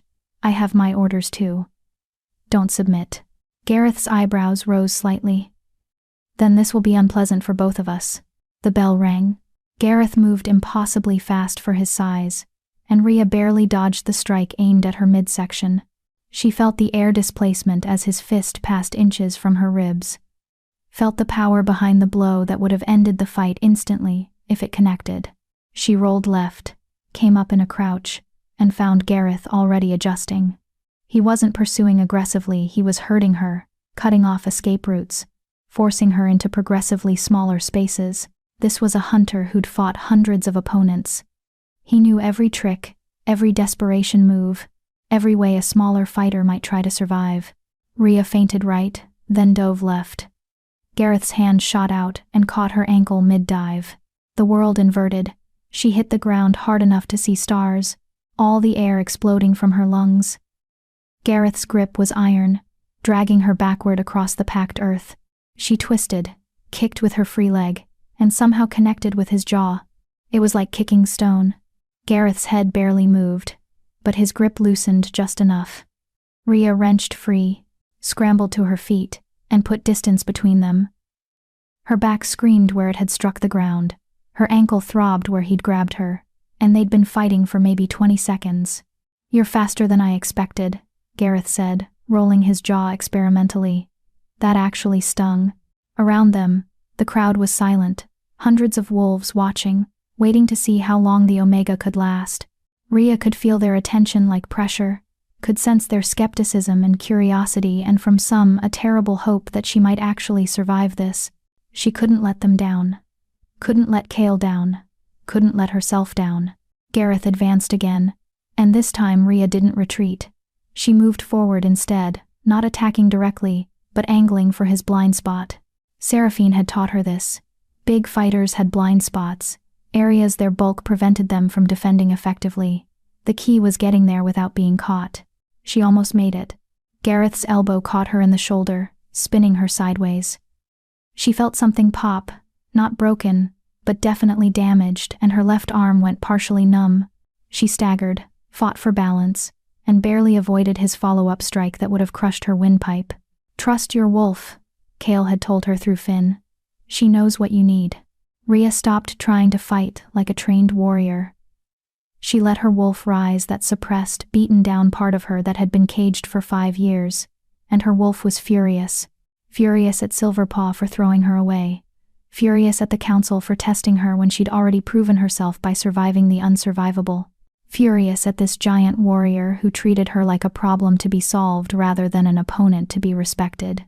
She dropped lower than any trained fighter would go, and drove forward like a battering ram. Her shoulder caught Gareth in the knee. Not hard enough to damage, but enough to disrupt his balance. He stumbled, and Rhea was already moving, climbing him like he was terrain rather than a person. Her numb arm was useless, but her right hand found his throat, her legs wrapped around his torso, and she squeezed. Gareth grabbed her, trying to pry her off, but she'd made herself impossible to grip properly. Her weight was distributed wrong, her body twisting in ways that defied his attempts to throw her. He spun, trying to slam her into the ground, but she held on with desperate strength born of 5 years surviving alone. "Submit," she hissed in his ear. "No." Gareth's voice was strained but certain. He dropped backward deliberately, crushing her beneath his weight. Rhea felt ribs crack, not the ones Margot had healed, new ones, and her grip loosened. Gareth rolled, pinning her with his mass, his forearm across her throat in a hold that would render her unconscious in seconds if she couldn't break it. Rhea bit him, not a warning nip like she'd given Seraphine. A full-force, feral bite that drew blood and made Gareth roar. His hold loosened, and she wriggled free, leaving skin and blood in her wake. She rolled to her feet, gasping, tasting copper. "You fight dirty," Gareth said, examining the bleeding wound on his forearm. But there was respect in his voice now, not just pity. "I fight to survive." Rhea spat blood. "There's a difference." They circled each other, both breathing hard. Rhea knew she couldn't win, not in any traditional sense. Gareth was stronger, faster, more skilled. She'd landed maybe 3 successful hits in 5 minutes, while he'd broken her ribs, damaged her shoulder, and nearly choked her unconscious. But she was still standing. 5 minutes, someone called from the crowd. Victor, probably, tracking her failure. Except it wasn't failure. Not yet. Rhea launched herself forward again, ignoring the screaming pain in her ribs. Gareth moved to intercept, but this time she was ready. She dropped into a slide, something Isla had shown her, passing under his guard, and striking upward at the pressure point behind his knee. Her fist connected perfectly, and Gareth's leg buckled. He didn't fall, he was too experienced for that, but he shifted his weight, compensating. And in that half-second of adjustment, Rhea was already moving. She bounced off the ground, used his bent leg as a springboard, and drove her elbow toward his temple. Gareth caught her mid-strike. His hand wrapped around her entire forearm, stopping her attack cold. Then he threw her. Rhea hit the arena wall with enough force to crack stone. She slid down, leaving a smear of blood, and lay there trying to remember how to breathe. Her vision grayed, her wolf whimpered. Every nerve in her body was screaming for her to submit, to end this, to accept defeat, and the relative mercy it would bring. Through the haze of pain, she heard Cale's voice not speaking, but a low growl that resonated through the arena. He wanted to intervene. His mate was being brutalized in front of him, and every instinct was demanding he stop it. But he didn't. Because she'd made a choice, and he was honoring it.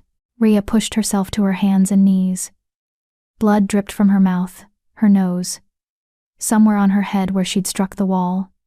The silver crown had fallen off, lying in the dirt a few feet away. She crawled toward it, each movement agony. "Stay down," Gareth said. Not unkindly. "You've proven your courage. No one will think less of you for submitting now." "I will." Rhea reached the crown, picked it up with shaking hands, and placed it back on her head. The metal warmed, and she felt that pack bond surge, hundreds of wolves witnessing her refusal to quit, their emotions flooding through the connection. Shock, admiration, fear, hope. She used the wall to pull herself upright. "I'm not done." "Yes, you are," Gareth advanced, his expression sad. "I'm sorry, but I have to end this now before you kill yourself through stubbornness." He was right. Rhea knew he was right. Her body was destroyed, her energy depleted, her wolf barely clinging to consciousness. One more solid hit would finish her. But she'd learned something important during 5 years of exile. Surviving wasn't about winning. It was about refusing to die. About lasting one more minute, one more hour, one more day against impossible odds. So when Gareth reached for her intending a gentle hold that would end the fight without further injury, Rhea did the only thing she had left. She went for his eyes. Not to blind him, she pulled the strike at the last instant, but to make him flinch, to create an opening. He jerked back instinctively, and in that half-second, Rhea drove her knee upward with every ounce of remaining strength. She caught him perfectly in the solar plexus. The strike wouldn't have fazed him normally, but he was off balance, unprepared, his defenses down. Air exploded from his lungs in a surprised grunt. Rhea followed with a wild combination of strikes, no technique, no form, just desperate violence aimed at any target she could reach. Most missed or glanced off ineffectively, but one, a backhanded strike driven more by momentum than strength, caught Gareth across the temple. He swayed. For one impossible moment, the giant warrior teetered on his feet, his eyes unfocused. Then his knees buckled, and he crashed to the ground like a felled tree. The arena erupted in chaos. Rhea stood over Gareth's fallen form, gasping, bleeding, barely able to stand. She'd won. Somehow, impossibly, she'd won. Not through skill or strength, but through absolute refusal to surrender. "The fight is over." Victor's voice cut through the noise, sharp with disbelief. "The challenger has rendered her opponent unconscious. The trial of combat is complete." The words seemed to break whatever spell had held the crowd silent. Wolves were on their feet, some cheering, others arguing, many just staring in shock. Rhea heard fragments over the roaring in her ears. She actually did it. No one's ever dropped Gareth. Luck, pure luck. Did you see her refuse to quit? Then Cale was there, moving faster than Rhea had ever seen him move. He caught her as her legs finally gave out, cradling her against his chest with a gentleness that contrasted sharply with the violence she'd just endured. "You magnificent, stubborn, absolutely insane woman," he murmured against her hair. "You were supposed to survive, not win. I don't do things halfway." Rhea managed through split lips. "You should probably know that about me." His laugh was strangled. "Margot, get down here now." The healer appeared within seconds, her hands already glowing with the soft light that indicated active healing magic. "She has 3 cracked ribs, different ones than before a dislocated shoulder, a moderate concussion, and about 15 different bruises, ranging from painful to how is she still conscious."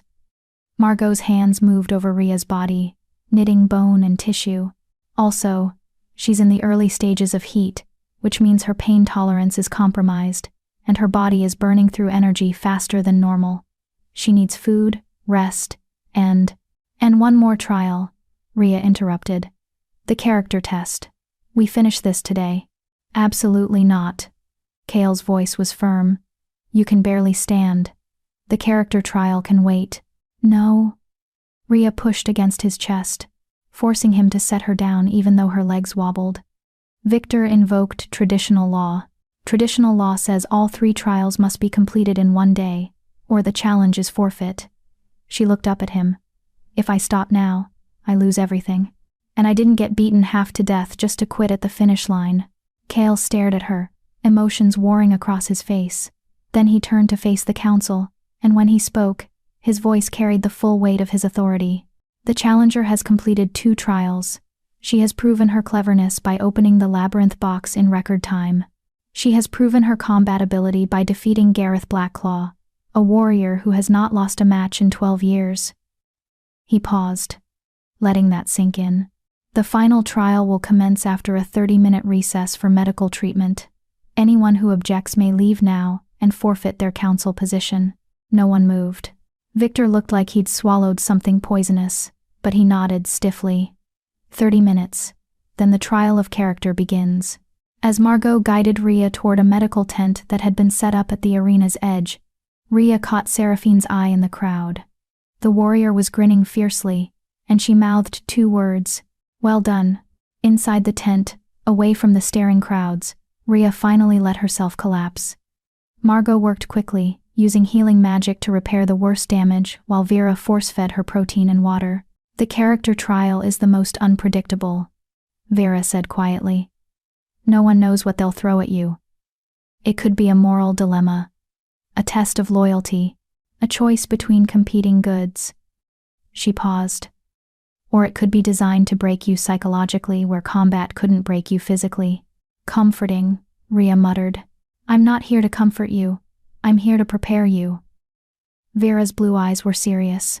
"Whatever they show you, whatever choice they offer, remember that character isn't about making the right decision. It's about making your decision and standing by it. Queens can be wrong. They can make mistakes, but they can't be indecisive." Rhea nodded, filing the advice away. Her body was mending. Margot was skilled enough that the cracked ribs were already knitting back together, but her mind was exhausted. 2 trials down. 1 to go. And she had no idea what was waiting for her. Through the tent flap, she could see wolves gathering, preparing for the final trial. The sun had climbed to its zenith. She'd been fighting and solving puzzles for hours, though it felt like minutes, and somewhere in the crowd, Cale was watching, trusting her to finish what she'd started. She wouldn't let him down. "Time," Victor called from outside. The challenger must present herself for the final trial. Rhea stood on still shaky legs, accepted the cloak Margot offered, and walked back into the arena. The crowd had somehow grown. Word must have spread throughout the capital about the Omega who'd defeated Gareth Blackclaw. Faces pressed against every available space, wolves perched on walls and rooftops, all of them desperate to witness the conclusion. Victor stood at the center of the arena beside 2 chairs that had been placed facing each other. Simple wooden chairs, nothing ceremonial or threatening about them. But Rhea's wolf was suddenly on high alert, sensing danger in a way that had nothing to do with physical threats. "The trial of character," Victor announced, "tests not your skills or knowledge, but your essential nature, your ability to make difficult choices under pressure, your willingness to sacrifice for the greater good." He gestured to the chairs. "Please, sit." Rhea sat, every muscle tense. Victor remained standing, but a figure emerged from the crowd to take the opposite chair.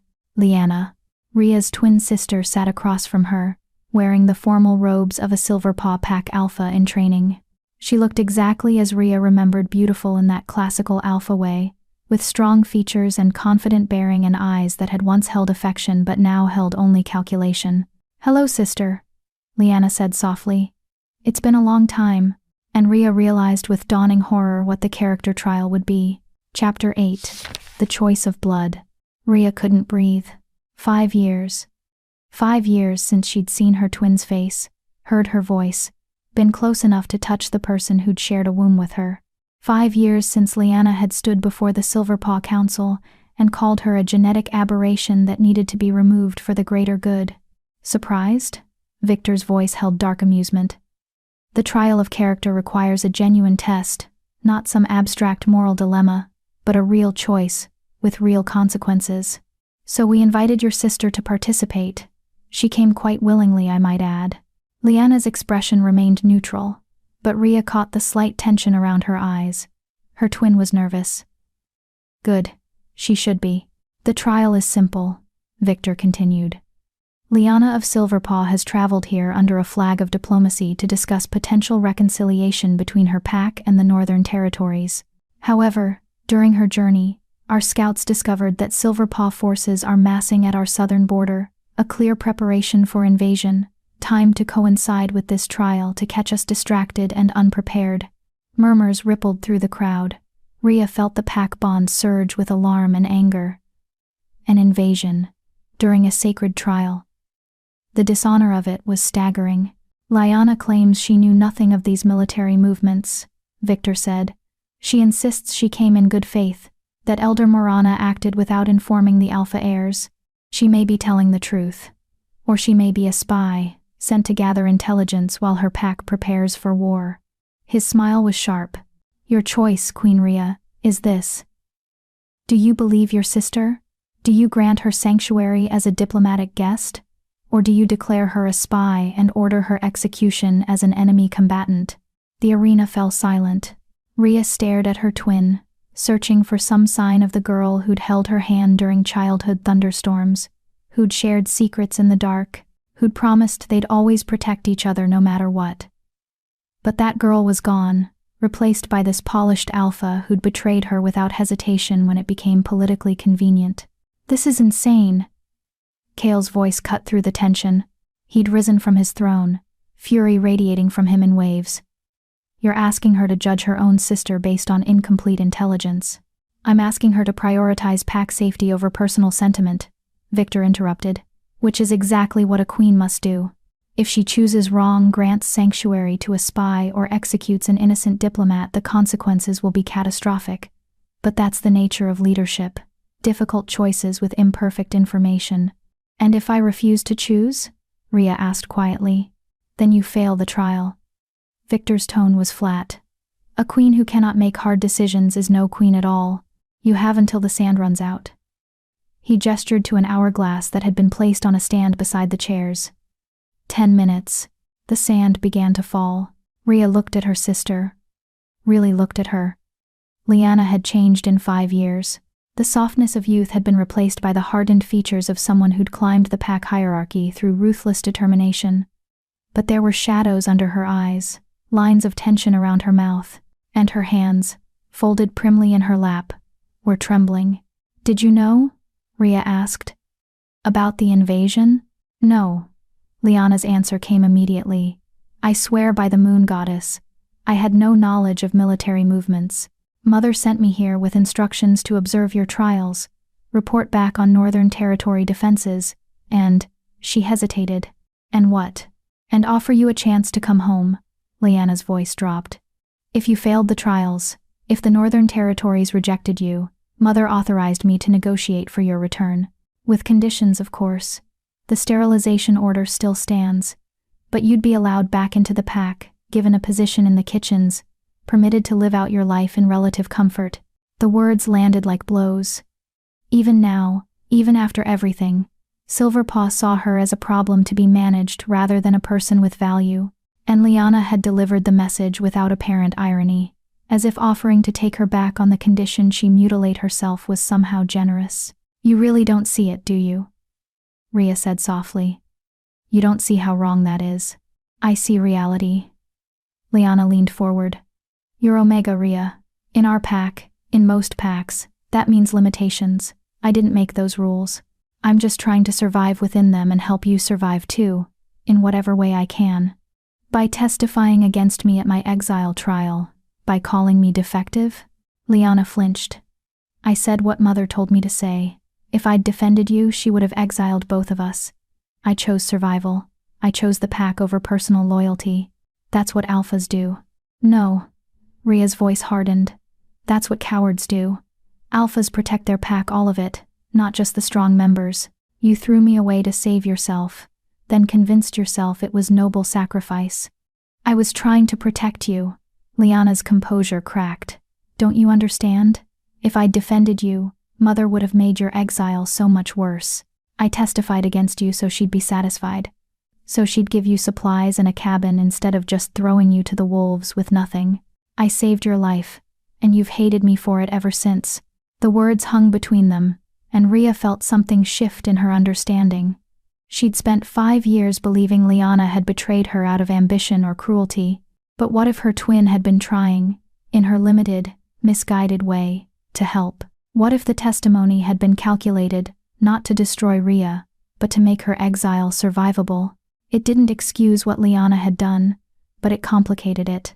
6 minutes, Victor announced. Rhea could feel hundreds of eyes watching, waiting to see what she'd choose.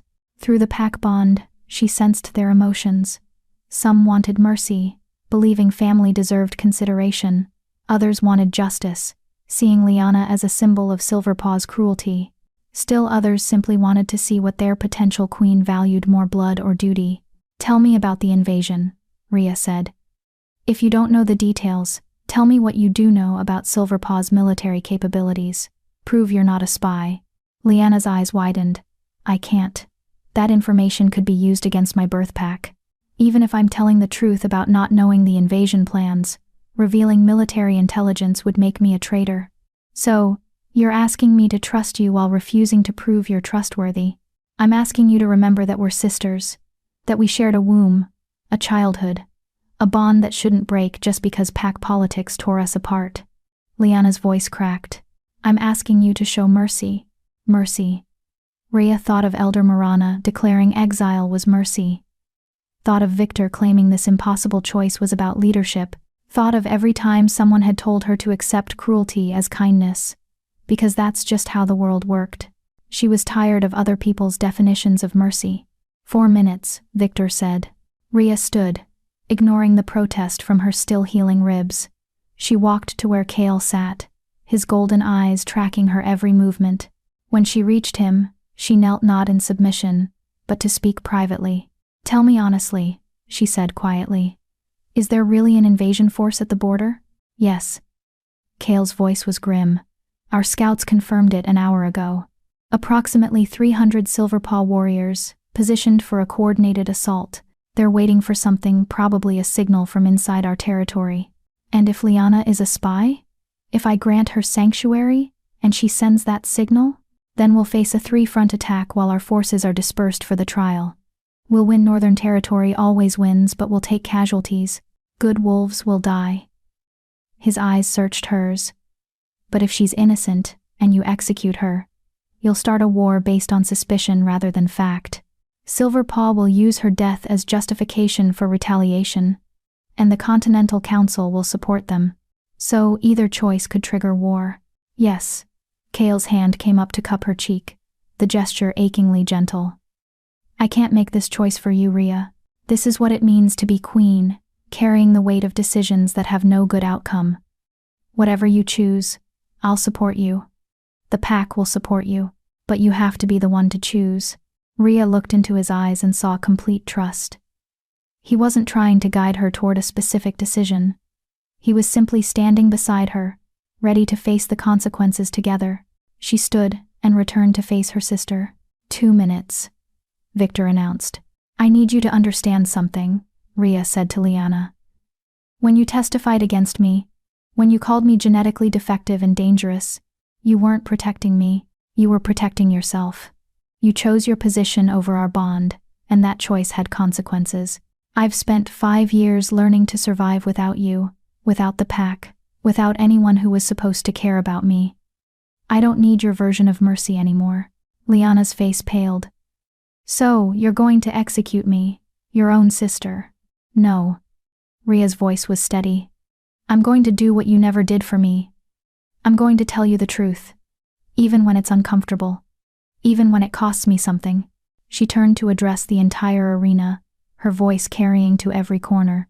"Liana of Silverpaw claims she came in good faith, with no knowledge of the invasion force at our borders. I believe her."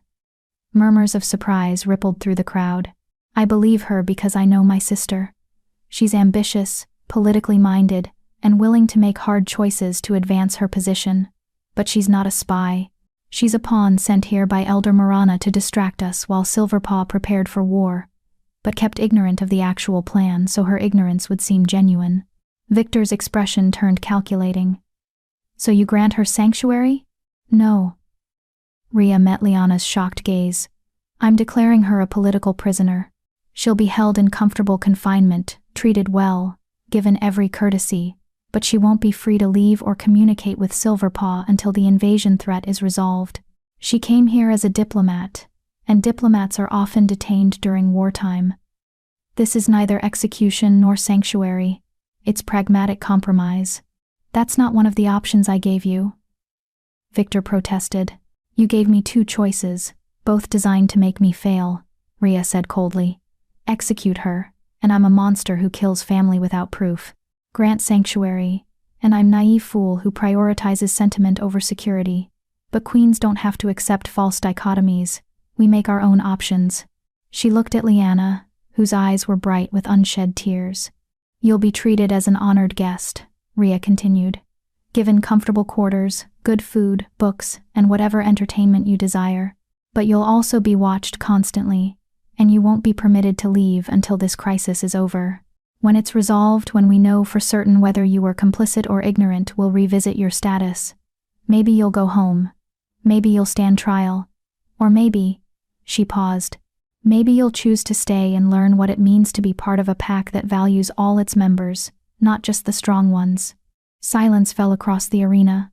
Then Kale stood, and his voice rang out with unmistakable pride. The challenger has completed the trial of character. She faced an impossible choice and created a third option that balanced mercy with security, family loyalty with pack duty. She has proven that she possesses the wisdom to lead. He descended from his throne and approached Rhea. Does the council object to her decision? Victor looked like he wanted to object strenuously. But around him, other council members were nodding, whispering, and slowly one by one they stood. The Omega has passed all 3 trials, Thaddeus announced. She has demonstrated cleverness, combat ability, and sound judgment under pressure. By the old laws that Victor himself invoked, she has earned the right to stand as queen. He looked directly at Victor. Do you challenge this assessment? Victor's jaw worked. Finally, with visible effort, he knelt. I acknowledge Rhea of Silverpaw. He paused, correcting himself. Rhea of Northern Territory as my queen. May her reign be long and prosperous. The rest of the council followed suit, kneeling in waves that spread through the arena like falling dominoes. Hundreds of wolves, from the highest-ranking warriors to the youngest civilians, all acknowledging her right to rule. Rhea stood in the center of it all, battered and bleeding and barely able to stand, and felt something fundamental shift inside her. She was no longer the rejected Omega, the worthless twin, the exile who'd been thrown away.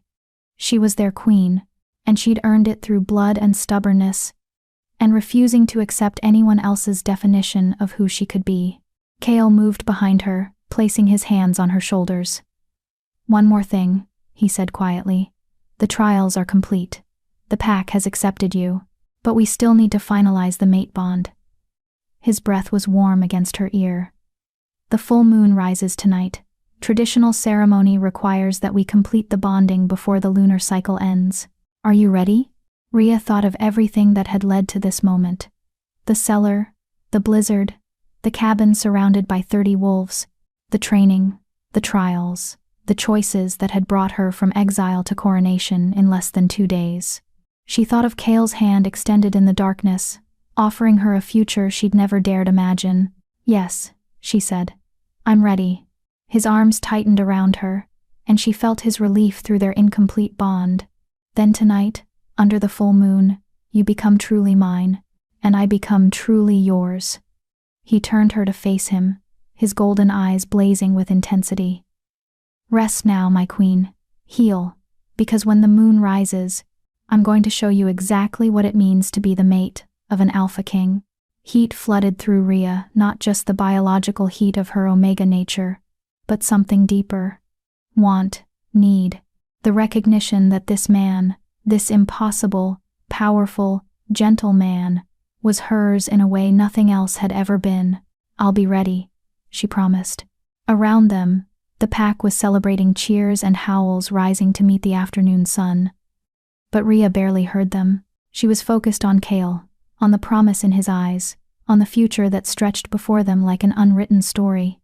A future where she wasn't worthless, where she wasn't weak, where she was exactly what she needed to be.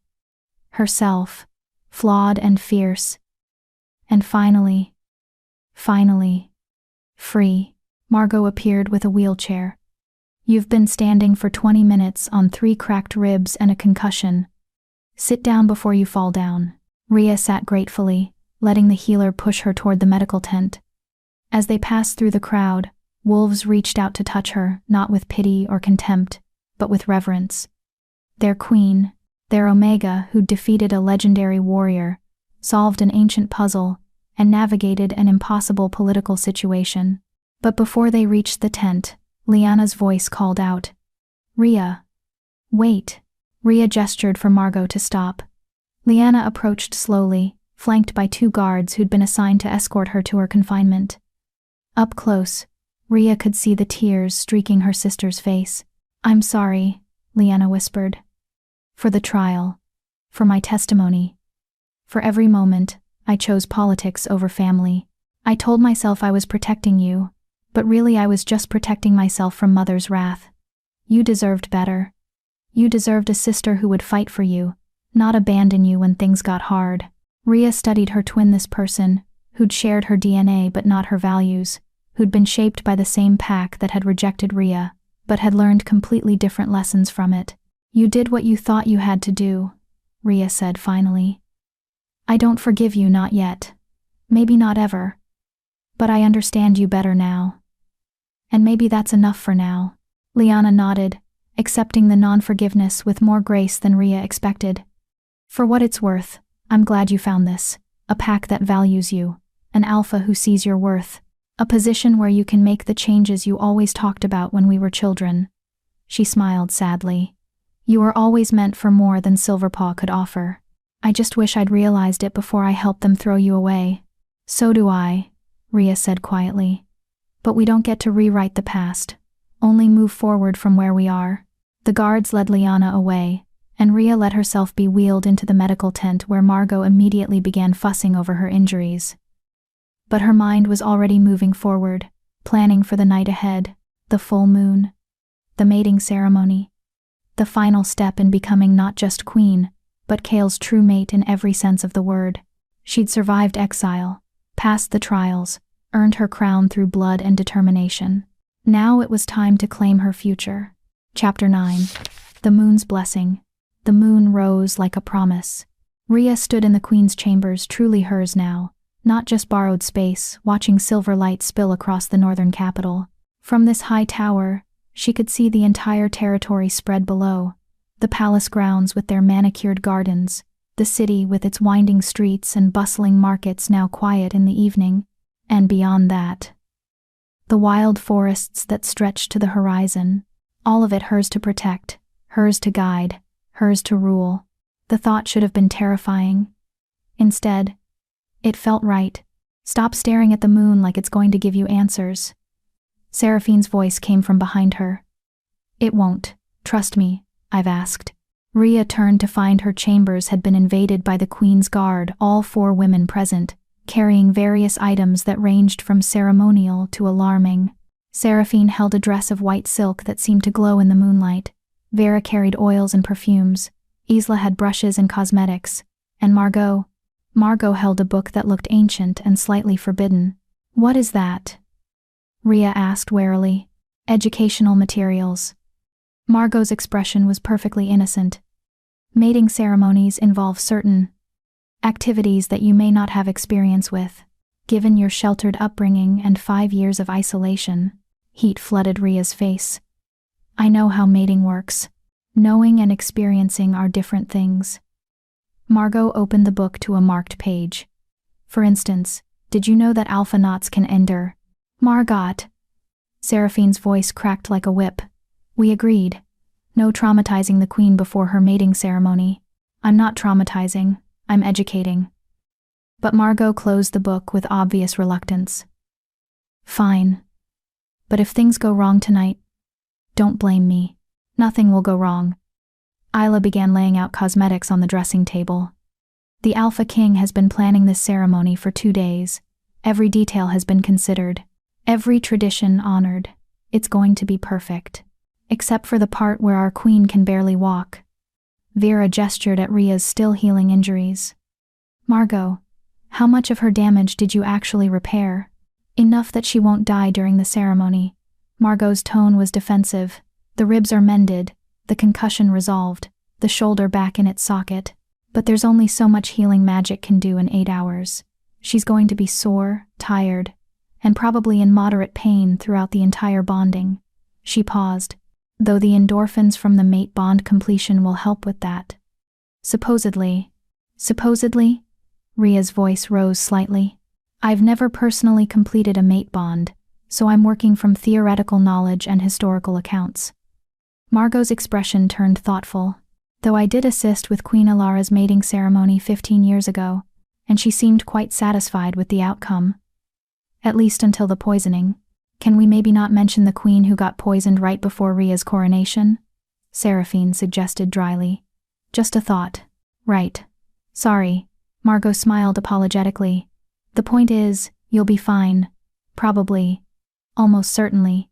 There's a very high likelihood of survival. Ria wasn't sure whether to laugh or panic. She settled for sitting at the dressing table and letting the women work. They moved with practiced efficiency. Isla applying subtle cosmetics that enhanced rather than concealed. Vera massaging scented oils into her skin that smelled of night-blooming flowers and something wild she couldn't name. Seraphine brushing her hair until it shone like dark water in moonlight. The dress, Seraphine announced, is traditional mating ceremony attire. White silk to represent purity of intention, not virginity, mind you. Just honest purpose. The silver thread is woven with moonflower petals, which are said to attract the moon goddess's blessing. And the cut, she held up the dress, revealing that it was essentially a silk shift that would leave very little to imagination. Is designed for easy removal. For obvious reasons. Ria stared at the barely there garment. That's not much dress. You're completing a mate bond, not attending a diplomatic dinner. Vera grinned. Besides, you'll only be wearing it for about 15 minutes. If that, the Alpha King has been separated from his mate for 2 days while you recovered.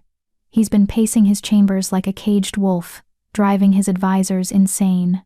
The moment he sees you in this dress, ceremonial patience is going to become very difficult for him. Something low in Ria's belly tightened at the thought. Her heat had been building all day. The suppressants completely gone from her system now, her omega nature rising strong and demanding. She could smell Kale, even though he was 3 floors away, could sense his presence through their incomplete bond, could feel the pull drawing her toward him like gravity. I'm scared, she admitted quietly. The women exchanged glances. Then Seraphine knelt beside her chair, taking her hand. That's normal, the warrior said gently. Mating bonds are permanent, Ria. Unbreakable except by death. Once you complete this ceremony, you and the Alpha King will be connected for life. Your emotions, your pain, your joy, all shared through the bond. It's intimate in a way that goes beyond physical. It's letting someone see every part of you, including the parts you hide from yourself. She squeezed Ria's hand. But I've known Kale since I was 6 years old. I've seen him at his best and worst. And I've never seen him look at anyone the way he looks at you, like you're the answer to a question he's been asking his entire life. He won't hurt you, won't betray you, won't treat you as anything less than his equal. How can you be sure? Because he chose you. Margot's voice was soft. The moon goddess offered him his true mate, something he'd stopped believing he'd ever find. And he didn't hesitate, didn't question whether you were suitable or politically advantageous. He just acted, because his soul recognized yours. That kind of certainty is rare, precious, worth protecting. Isla began weaving flowers into Ria's hair, white moonflowers that glowed with their own faint luminescence. The ceremony itself is simple. You'll walk to the sacred grove where pack matings have been conducted for 700 years. The council and pack witnesses will be present, but distant. This moment is private, even when observed. Kale will state his intention to bond. You'll accept or refuse. If you accept, you'll consummate the bond under the full moon. She paused. The magic happens during that consummation. You'll feel the bond snap into place, connecting your souls. It's supposed to be the most intense experience of your life. No pressure, Rhea muttered. Just remember to breathe. Vera helped her stand and guided her toward the white silk dress. And if at any point you need to stop, you say so. Mate bonds require consent, continuous, enthusiastic consent. The Alpha King knows this. He'll follow your lead. The dress slid over Rhea's skin like water-cool silk that warmed instantly to her body temperature, conforming to her curves with disturbing accuracy. It was beautiful and revealing, and made her feel both powerful and vulnerable simultaneously. Perfect. Seraphine stepped back to assess. You look like the moon goddess herself. The Alpha King is going to lose his mind. A knock sounded at the door, 3 sharp raps that made everyone straighten to attention. It's time. Finn's voice called from outside. The full moon has reached its apex. The pack is assembled. The Alpha King awaits. Rhea's heart hammered against her ribs. This was it. The moment that would define the rest of her life. She could still refuse walk away from the bond, from Kale, from the position of queen and everything it entailed. The choice was still hers, but she'd made her choice in a cellar 2 days ago, when she took his hand. Everything since had just been confirmation. I'm ready, she said. The women formed an honor guard around her, Seraphine in front, Vera and Isla flanking, Margot behind. They moved through the palace in procession, passing servants and guards who bowed as she passed. Through windows, Rhea could see the full moon riding high, so bright it cast shadows sharp as daylight. They descended through levels of the palace she'd never seen before. Older sections where the walls were rough stone and the ceilings low, where ancient pack symbols had been carved directly into the rock, down and down, until they reached a door that opened onto the wild night. The sacred grove lay beyond. It was smaller than Rhea expected, a clearing perhaps 50 feet across, ringed by ancient trees whose branches formed a natural cathedral overhead. Moonlight flooded the space, turning everything silver and shadow, and in the center, standing on ground that had hosted countless mating ceremonies, stood Kale. He wore traditional Alpha ceremonial attire, minimal leather, that left most of his scarred torso bare, marked with paint in patterns that told his lineage story. His dark hair had been pulled back, revealing the sharp angles of his face, and his golden eyes, when they locked onto Rhea, blazed with an intensity that stole her breath. Around the clearing's edge, the pack had assembled hundreds of wolves bearing witness in silence. The council stood in positions of honor, even Victor present, though his expression was carefully neutral. And in the trees above, Rhea could swear she saw additional wolves, spirits perhaps, or ancestors, drawn by the sacred nature of what was about to occur. Seraphine guided Rhea to the clearing's edge, then stepped back with the other guards. Rhea stood alone at the threshold, suddenly very aware that hundreds of eyes were watching, that this moment would become pack history, that whatever happened next would define her reign. Rhea of Northern Territory. Kale's voice carried across the clearing, formal and resonant. I, Kale Nightfang, Alpha King of Northern Territory, declare my intention to bond.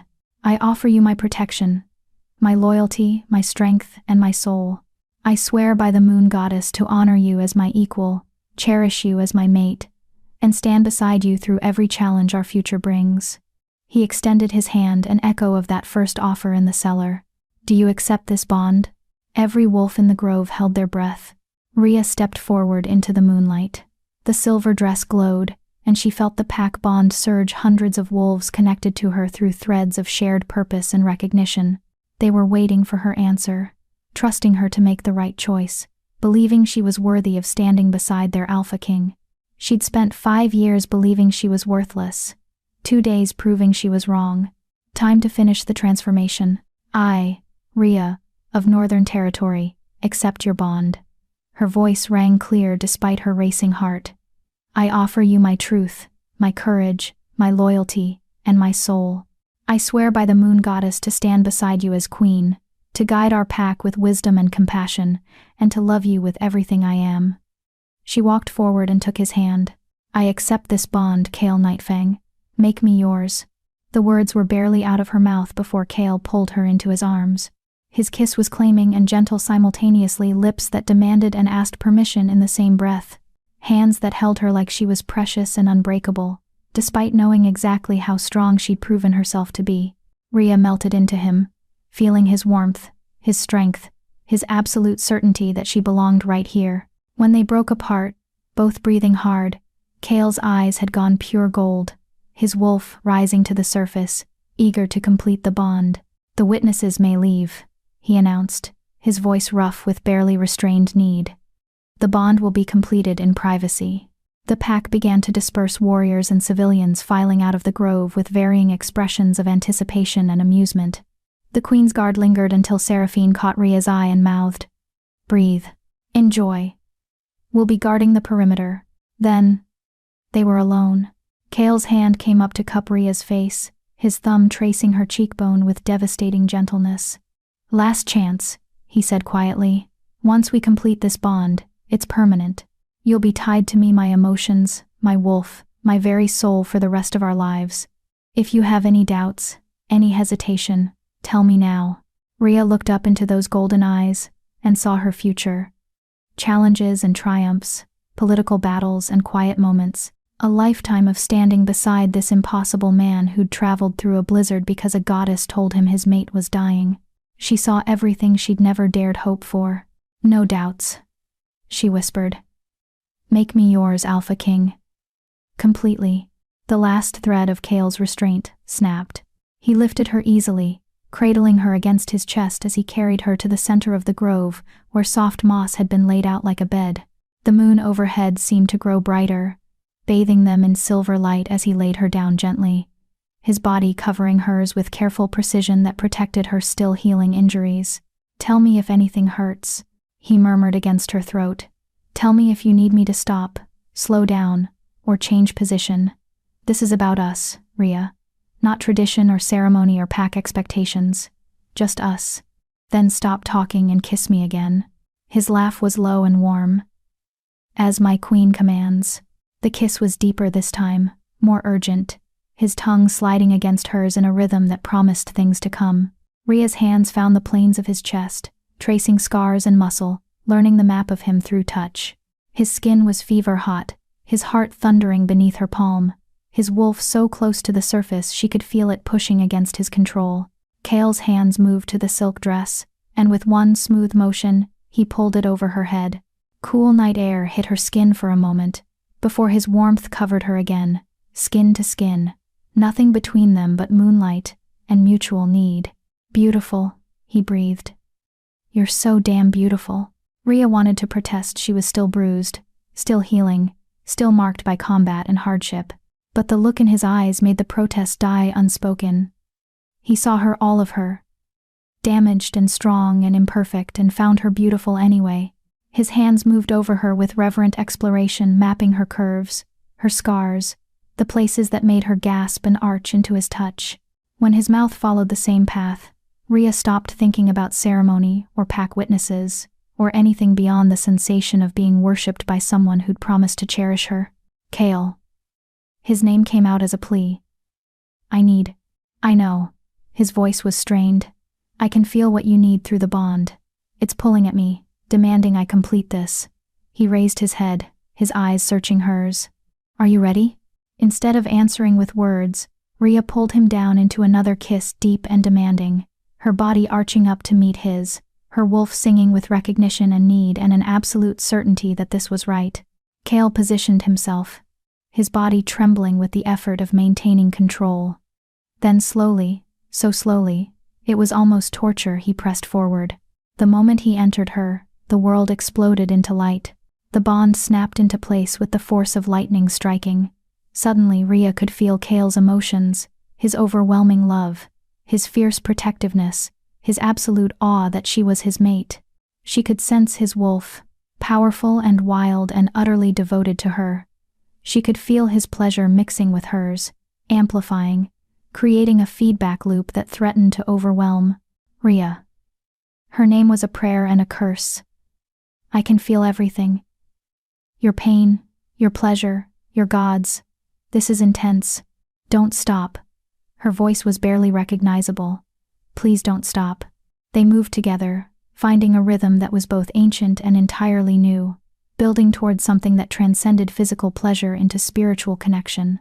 The bond strengthened with each movement, threads of silver light visible even with closed eyes, weaving them together until Rhea couldn't tell where she ended and Kale began.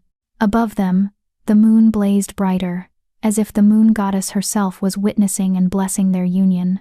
Rhea could feel power building, not just physical sensation but magic, the ancient pack magic that bound mates together for life. When the climax hit, it hit them both simultaneously, shared through the bond, amplified, devastating in its intensity.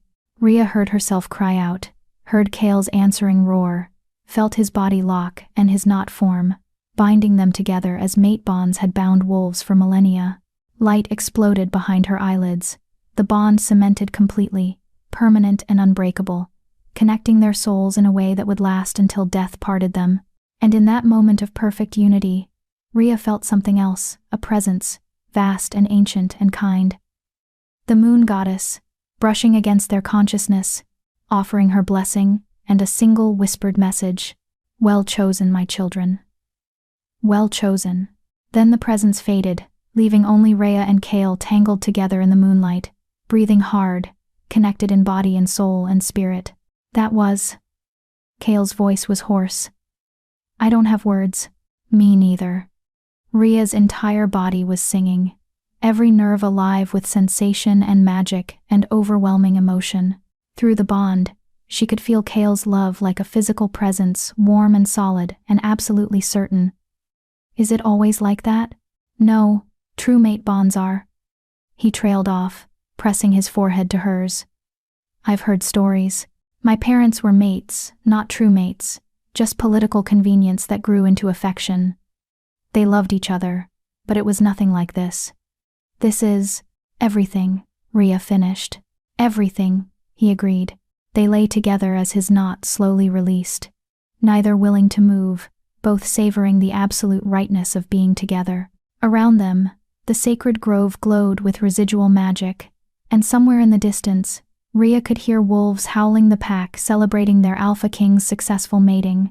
Eventually, Kale stirred, pulling her against his chest and wrapping them both in the ceremonial cloak someone had thoughtfully left at the grove's edge.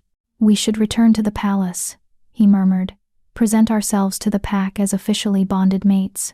Accept congratulations, endure speeches, all the traditional ceremony nonsense." He pressed a kiss to her temple. "But I'm not ready to share you yet." "Then don't." Rhea snuggled closer.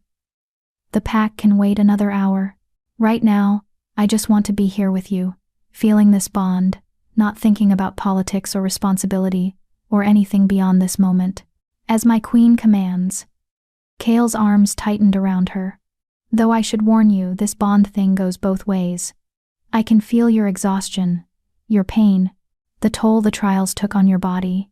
You need rest, healing, probably another week of Margot's fussing. Later, after we've enjoyed being newly bonded mates for at least a few hours." Rhea looked up at him, seeing her own joy reflected in his expression. "We earned this, Kale. 2 days of trials and political maneuvering and near-death experiences. Can't we just have one night where we're not the alpha king and queen? Where we're just us?" His smile was warm enough to rival the moon. "One night. Then tomorrow, we face the invasion, deal with Victor's political faction, negotiate with your sister, and begin the actual work of ruling together." He pulled her closer. "But tonight? Tonight you're just mine. And I'm just yours. And the rest of the world can wait."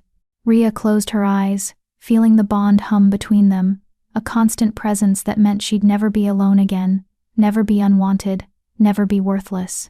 She'd traveled from exile to coronation, from rejected Omega to chosen queen, from surviving to thriving. And this moment of perfect peace in Kale's arms made every trial, every pain, every desperate choice worth it. The moon goddess had chosen. Well, indeed. Chapter 10. The Omega Queen. Dawn came with war drums. Rhea woke to the sound echoing across the northern capital. A rhythmic pounding that spoke of approaching danger. For one disoriented moment, She thought she was back in her cabin with wolves scratching at the door. Then Kale's arm tightened around her waist, and the events of the previous night came flooding back. The ceremony, the bond, the overwhelming connection that now hummed constantly between them, letting her feel his emotions as clearly as her own. Right now, he was tense, alert, preparing for battle. The invasion? She asked quietly. Yes, Kale's voice was grim. Silverpaw forces crossed the border an hour ago. 300 warriors, just as our scouts reported. They're marching toward the capital, likely expecting to find us unprepared after the mating ceremony. His hand traced patterns on her hip. They're about to learn a very painful lesson about Northern Territory readiness. Rhea sat up, ignoring the protest from her still healing body. Through the chamber windows, she could see the palace grounds transforming warriors assembling in formation, weapons being distributed, defensive positions being fortified. The entire territory was mobilizing with efficiency that spoke of extensive training and preparation. "What do you need me to do?" she asked. Kale looked at her for a long moment, emotions flickering across his face. Through the bond, she felt his internal struggle, the part of him that wanted to keep her safe, warring with the part that recognized she was queen now, with responsibilities that didn't pause for convenience. "I need you to address the pack," he said finally. "The civilians are frightened. Many remember the last war with Silverpaw, 20 years ago, the casualties, the destruction, the trauma. They need to hear from their queen that we're prepared, that their safety is paramount, that this invasion will be repelled." He paused. "I also need you to speak with your sister. Find out if she knows anything useful about Silverpaw's strategy, their weak points, anything that might help us end this quickly with minimal casualties." "You want me to interrogate Liana? I want you to have a conversation." Kale's tone was careful. Not as sisters, not as enemies, but as leaders who both want to minimize bloodshed. "She may be Silverpaw by birth, but she's been detained in our territory for over 12 hours now. She has to know that if we fall, she falls with us. That gives her motivation to help. If she has useful information." It made strategic sense. It also made Rhea's stomach twist with complicated emotions she didn't want to examine too closely. "And you?" she asked. "What will you be doing?" "Leading the defense. The Silverpaw forces expect to face a disorganized territory, unprepared for war. Instead, they're going to face 300 Northern Territory warriors who've trained their entire lives for this moment." His smile was sharp and dangerous. "Victor may have tried to sabotage your trials, but he's a brilliant military tactician. I'm putting him in charge of the left flank. If he wants to prove his loyalty, he can do it in blood." Before Rhea could respond, a knock sounded at the door. Seraphine's voice called through. "My queen, my king, the council has assembled for war strategy. Your presence is required." 5 minutes, Kale called back. He turned to Rhea, his hand cupping her face. "You don't have to do this. You passed the trials, completed the bond. No one would blame you for staying safe in the palace while we handle the military response." "Yes, they would." Rhea covered his hand with hers. "And more importantly, I would blame me. I didn't fight through 3 trials just to hide when things got difficult." She stood, wincing as her injuries made themselves known. "Besides, you can feel through the bond that I'm not the kind of person who sits safely while others fight for her. Might as well accept it now." Kale's laugh was rough with emotion. "I really do love you, you know. Have I mentioned that? Not in words, but I can feel it." Rhea pressed her hand to her chest, where the bond hummed warm and constant. "Every second. Through this connection we share, you love me, and I love you, and that's what's going to make us strong enough to face whatever comes." He pulled her into a fierce kiss, claiming and reassuring and over too quickly. Then they were dressing in practical clothes, him in his battle armor and her in the leather pants and vest that Seraphine had given her for training. The silver crown from the labyrinth box sat on the dressing table, and Rhea placed it on her head with hands that only trembled slightly. Time to be queen. The war council was already in full debate when they arrived. The great hall had been transformed, overnight maps covering every surface, troop positions marked with colored stones, scouts delivering constant updates on enemy movements. The council members who'd witnessed her trials now stood as military advisors, their ceremonial robes replaced with practical armor. Can't hold the southern gate with just 50 warriors. Need to evacuate the civilian quarter before they're in range. If we engage them at the river crossing, we have elevation advantage. Silence. Kale's command cut through the arguments. Every wolf in the room immediately quieted, attention snapping to their alpha king. Report. Current enemy position and estimated time to engagement. Thaddeus stepped forward, his scarred face grim. Silverpaw forces crossed our border at dawn. They're moving in 3 columns, main force of 200 advancing directly toward the capital, with 2 flanking groups of 50 each attempting to circle around and attack from multiple directions simultaneously. He pointed to the map. We have scouts, shadowing all 3 groups. Current projections put them at the river crossing in approximately 3 hours. Our defensive positioning? 200 warriors at the river crossing, dug in with elevation advantage and prepared defenses. 50 more protecting the civilian evacuation routes. The remaining 50 held in reserve here at the palace, ready to respond to breakthrough attempts. Thaddeus's expression turned calculating. We have superior positioning and knowledge of terrain. If we engage at the river, we can defeat them with minimal casualties on our side. Casualties on theirs? Rhea asked quietly. Every head swiveled toward her. Thaddeus's eyebrows rose. That depends on how quickly they surrender, my queen. If they fight to the death, we're looking at potentially 100 Silverpaw casualties. If they have sense, they'll yield once they realize they're outmatched. And if we don't engage at the river, if we let them reach the capital walls? Victor spoke up from his position near the map. Then we're fighting in populated areas with civilians at risk. The river crossing is the obvious strategic choice. Catch them in open ground where our advantages are maximized. His eyes narrowed. Unless the queen has concerns about killing her birth pack members? The room went silent. It was a test, a challenge wrapped in a reasonable question, designed to probe whether her loyalties had truly shifted, or if she'd prioritize Silverpaw over Northern Territory. Rhea met Victor's gaze steadily. My concern is about unnecessary bloodshed on any side. Silverpaw warriors are following orders from Elder Morana, a leader who sent them to invade without adequate intelligence, likely expecting an easy victory over a distracted territory. She moved to the map, studying the marked positions. They don't know about our defensive preparations. They don't know their diplomatic mission failed. They probably don't even know their diplomat is currently detained in our palace. They're operating on incomplete information provided by a leader who used them as pawns. So you want us to what? Victor's tone was scathing. Send them a politely worded letter explaining why invasion is impolite? I want us to give them a chance to surrender before we slaughter them. Rhea's voice hardened. Set up the defensive position at the river crossing as planned. But send a messenger under flag of truce, someone they'll recognize as legitimate Northern Territory authority. Offer them terms. Withdraw immediately, no casualties. Refuse, and face the consequences of attacking a prepared defense. She looked at Kale. It costs us nothing to offer. And if even some of them take it, that's lives saved on both sides. The council erupted into argument. Half supported her suggestion as tactically sound, why fight if diplomacy could achieve the same goal? The other half saw it as weakness. Showing mercy to invaders would encourage future attacks. Kale held up his hand, and silence fell.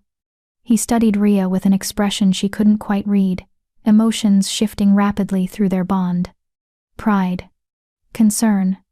Calculation. Finally, he nodded. We'll do as the queen suggests. Thaddeus, select a messenger, someone senior enough that Silverpaw can't claim we sent an unimportant emissary. Have them deliver our terms. Withdraw immediately or face overwhelming force at the river crossing. Give them 1 hour to decide. He turned to Victor. And prepare defenses as planned. If they refuse, we engage without mercy. Victor's jaw tightened, but he bowed. As you command, Alpha King. As the council dispersed to implement orders, Kale pulled Rhea aside. That was well done. You found a middle path between bloodthirsty and naive. He paused. But you need to understand, they probably won't accept. Elder Morana sent them here to make a statement. Withdrawing without battle would humiliate her. She'll order them to fight, even if it costs lives. Then at least we'll have tried. Ria's hand found his. And the warriors who die will die knowing they had a choice. That's more than Silverpaw usually gives anyone. More than you were given, Kale said quietly. Yes. Ria thought of her exile, the forced choice between sterilization and banishment. Which is why I won't become like them. I'll offer mercy when I can. And when I can't, her expression hardened. I'll defend our pack with everything I have. Kale's pride flowed through the bond, warm and fierce. Now go talk to your sister. See if she has anything useful. I need to join the warriors at the river crossing. Be safe. The words felt inadequate for the depth of her concern. Always. He pressed a quick, hard kiss to her lips. And if things go wrong, if they somehow break through our defenses, I need you to promise me something. Anything. Run. Take the civilian evacuation route and get to safety. Don't try to fight. Don't try to be heroic. Just survive. His golden eyes were intense. I can face any enemy, any danger, knowing you're safe. But if you're at risk, his voice broke slightly. The bond goes both ways, Ria. I'll feel your pain, your fear, your death if it comes. Promise me you'll prioritize survival. Ria wanted to argue, wanted to insist she'd stand beside him, fight with him, refused to run while others bled. But through the bond, she could feel his genuine terror at the thought of losing her raw and visceral and absolute. I promise, she said. I'll prioritize survival. But only if you do the same. Deal. His smile was brief but genuine. Then he was striding away, calling orders to warriors who fell into formation around him, the Alpha King leading his pack to war. Ria watched him go, feeling the bond stretch but never break, as distance separated them. Then she turned toward a different battle, one that would be fought with words rather than weapons. Liana's confinement quarters were comfortable, bordering on luxurious. The suite included a sitting room with plush furniture, a bedroom with a proper bed, and windows that offered views of the palace gardens. Guards stood at the door, two stern-faced warriors who nodded respectfully as Ria approached. But inside, her sister had been treated as the diplomatic guest Ria had declared her to be. Liana stood at the window, wearing borrowed clothes that didn't quite fit her frame. She turned when Ria entered, her expression carefully neutral. Sister, she said quietly. I heard the war drums. Silverpaw has engaged? Is engaging. We're offering surrender terms first. Ria closed the door, giving them privacy. I need to know what you know about their strategy. Troop strength, weak points, anything that might help us end this quickly. Liana's laugh was bitter. So, you want me to betray my birth pack? Provide intelligence that will help you slaughter wolves I grew up with. I want to minimize casualties on all sides. Ria moved to the window, standing beside her twin. From here, she could see warriors assembling in the palace courtyard, could hear the organized chaos of a territory preparing for battle. The wolves Morana sent are following orders. They don't deserve to die because their alpha is playing political games. If you have information that could save lives, theirs or ours, I need it. Liana was silent for a long moment. Then, the main force is largely inexperienced warriors. Morana drafted them from the border patrols, wolves who know basic combat but have never seen real battle. She's sending them to die to make a point. Her voice cracked. She knows they can't win against Northern Territory's elite forces. This invasion was never about victory. It was about creating enough casualties that the Continental Council would investigate, possibly sanction your mate for excessive violence against diplomatic forces. The words landed like physical blows. She sent 300 wolves to die, just to score political points. That's what alphas do. We make hard choices, sacrifice the few for the many. Liana's tone was hollow, as if she was reciting lessons learned long ago. Except this time, I think she also wanted to punish me. For coming here, for potentially sympathizing with you. The warriors she sent, many are from families I'm close with. Friends, people who supported me during my rise through pack ranks. She turned to face Ria. She's killing my support base and blaming you for it. Then help me save them. Ria gripped her sister's shoulders. Tell me about weak points. Where will they be vulnerable? How can we force surrender without massive casualties? Liana pulled away, moving to the center of the room. The flanking groups, the 250 warrior units trying to circle around. They're led by my friend Garrett and his sister Sienna. Both are good people, good warriors, but they're young. If you can capture one of them, force a quick surrender, it'll shake the morale of the main force. They're all connected childhood friends, training partners. Watching their friends fall will break their will to fight faster than any military tactic. It was ruthlessly pragmatic and deeply personal. Exactly the kind of information that could save lives. "Thank you," Rhea said quietly. "Don't thank me. I just betrayed my entire pack." Lyanna sank into a chair, her head in her hands. "Mother will disown me when she finds out. The council will strip my rank. I'll be packless, just like you were." "No." Rhea knelt beside her sister. "If you want, when this is over, you'll have a place here, not as a prisoner or a political hostage, but as a member of Northern Territory, an advisor who understands Silverpaw politics and can help us navigate future conflicts without bloodshed." She paused. "Or you can return to Silverpaw and report everything you've seen, try to salvage your position there, your choice." Lyanna looked up, tears streaming down her face. "Why are you offering me this? After everything I did to you? Because I understand now. You were trying to survive in a system that values strength over compassion. You made choices I don't agree with, but you made them because you thought you had no other option." Rhea stood. "I'm offering you what I wanted 5 years ago, a real choice. Not between bad and worse, but between genuinely different futures. Think about it. Decide what you want, not what others expect of you." Before Lyanna could respond, a commotion erupted outside. Seraphine burst through the door, her expression urgent. "My queen," the messenger returned. "Silverpaw refused surrender terms. They're advancing on the river crossing, and—" She hesitated. Elder Marana sent a personal message. She says if you want to prevent casualties, you should turn yourself over to Silverpaw custody, submit to the original sterilization order, return to your exile, and she'll call off the invasion. The room went silent. Rhea felt the bond surge Kale's absolute fury at the demand, his fear that she might actually consider it, his determination to protect her regardless of cost. She sent back calm reassurance through the connection. "What did the Alpha King say?" Rhea asked. "That Marana can go to hell, and if she wants you, she'll have to go through him and 300 Northern Territory warriors to get you." Seraphine's smile was sharp. "Also, that you're queen now. And queens don't negotiate with terrorists." "He's not wrong." Rhea moved toward the door. "But I'm not hiding in the palace while others fight for me. Seraphine, I need you to escort Lyanna to the council chambers. She has intelligence about Silverpaw's flanking units that could save lives. Make sure Thaddeus gets the information and adjusts our strategy accordingly." "And you?" Seraphine's eyes narrowed. "Where are you going?" "To the river crossing."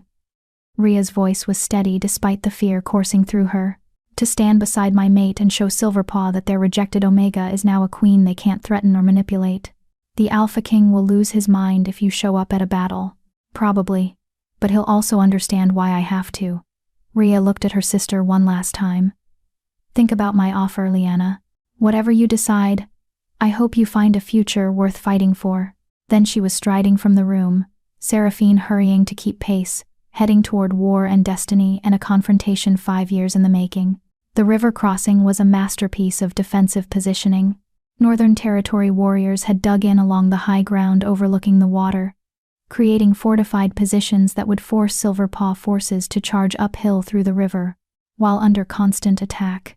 Archers lined the ridges, warriors with shields formed the front line, and in the center, standing on a raised platform that gave him clear view of the battlefield, stood Kale. He sensed Rhea's approach before she arrived, the bond alerting him to her presence. When she emerged from the tree line, his head snapped around, and the emotions that flooded through their connection were complex. Fury that she'd put herself at risk. Pride that she'd refused to hide. Love that transcended any single feeling. "You promised you'd prioritize survival," he said as she climbed to his position. "I am. Because if you fall, I fall anyway. That's how mate bonds work." Rhea moved to his side, looking out over the battlefield. "So, my survival means keeping you alive. which means being here to drag you away if you do something heroically stupid. Despite everything, Kale laughed. Fair point. He wrapped an arm around her waist. Then stay behind the front lines. Watch from here. But don't engage directly. If they break through, which they won't, you run. Understood? Understood. A scout approached, breathing hard. Alpha King Silverpaw forces are 5 minutes out. Main force approaching from the south. Flanking units attempting to cross upriver and downriver simultaneously. Victor, take your forces and intercept the downriver flank. Thaddeus, the upriver group is yours. Use the intelligence the Queen provided, target the leaders, force quick surrender. Kale's voice carried across the defensive positions. No unnecessary killing. We offer mercy to those who yield, but anyone who fights dies. Clear? A chorus of acknowledgements rippled through the warriors. Then, from across the river, they appeared. 300 Silverpaw warriors emerged from the forest, forming ranks on the opposite shore. Even from a distance, Rhea could see their uncertainty, the way they hesitated, the glances they exchanged, the body language that spoke of wolves following orders they didn't fully understand or support. These weren't battle-hardened veterans. These were young warriors, border patrol members, wolves who'd been conscripted for a war their alpha wanted but they hadn't chosen. A single figure rode forward, Elder Marana herself, mounted on a massive horse, wearing ceremonial armor that gleamed in the morning sun. She stopped at the river's edge and raised her voice to carry across the water. Kale Nightfang, Alpha King of Northern Territory, you hold property belonging to Silverpaw Pack.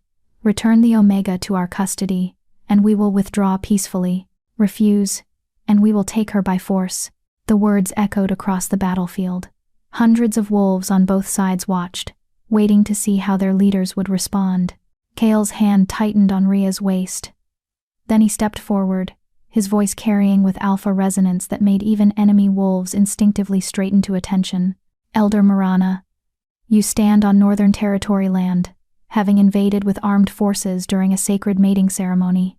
You demand return of an exile you discarded 5 years ago, who has since been recognized by the moon goddess herself as true mate to your Alpha King and Queen of these territories. His smile was cold. Your request is denied. Withdraw now, and we'll allow safe passage.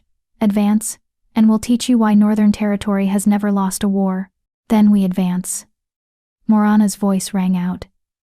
And when we're finished, your precious Omega will learn that defiance has consequences. Silverpaw warriors attack.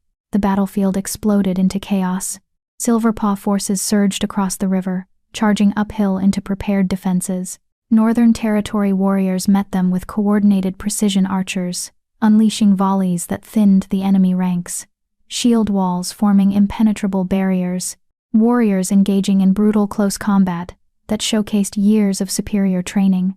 It was magnificent and terrible, and over almost before it began. The main Silverpaw force hit the defensive line and broke against it like water against stone. Warriors fell injured, not killed, as Kale's forces showed restraint even in the midst of battle. But the sheer difference in skill was evident. Northern Territory warriors moved like a single organism, while Silverpaw forces fought as confused individuals. From the flanking positions, Rhea heard sounds of similar engagement. Victor's forces intercepted the downriver group. Thaddeus's warriors captured the upriver leaders in a swift, brutal maneuver that ended with Garrett and Sienna kneeling in surrender, less than 5 minutes after engagement began. The battle lasted 20 minutes. When it ended, 200 Silverpaw warriors knelt in surrender. 50 lay injured but alive under Northern Territory guard, and Elder Marana sat on her horse, surrounded by Kale's elite warriors, her face a mask of fury and disbelief. Impossible, she whispered. You should have been unprepared, distracted by ceremony, vulnerable. You thought wrong. Kale descended from his platform, Rhea at his side. You underestimated Northern Territory. You underestimated me, and most critically, he gestured to Rhea, you underestimated her. The Omega you threw away. The woman you called worthless. She's the reason your forces received surrender offers. She's the reason we targeted leaders for capture rather than killing your entire force. She showed you more mercy than you showed her in 5 years of exile. Marana's eyes locked onto Rhea, hatred burning in their depths. You dare stand there wearing a crown? You're Omega, genetically inferior. You belong in kitchens, not on thrones. I belong exactly where I am. Rhea's voice was steady. And your warriors are alive to return home because I convinced my mate to show mercy. Something you never understood, that strength isn't about domination or cruelty. It's about protecting those weaker than yourself. All of them. Not just the ones you deem valuable. She stepped forward until she stood directly before Marana's horse. You sent 300 wolves to die just to hurt me. To prove I was worthless. That rejecting you was a mistake. But all you've proven is that Silverpaw's leadership is willing to sacrifice their own people for ego and political maneuvering. Rhea's eyes swept across the kneeling warriors, young wolves who'd followed. Orders into disaster. Any Silverpaw warrior who wishes to remain in Northern Territory, to join a pack that values all its members, will be granted sanctuary. We'll give you food, shelter, training, and a place where your worth isn't determined by genetics or hierarchy. The choice is yours. Silence fell across the battlefield. Then, slowly, one warrior stood, then another, then 5, 10, 20.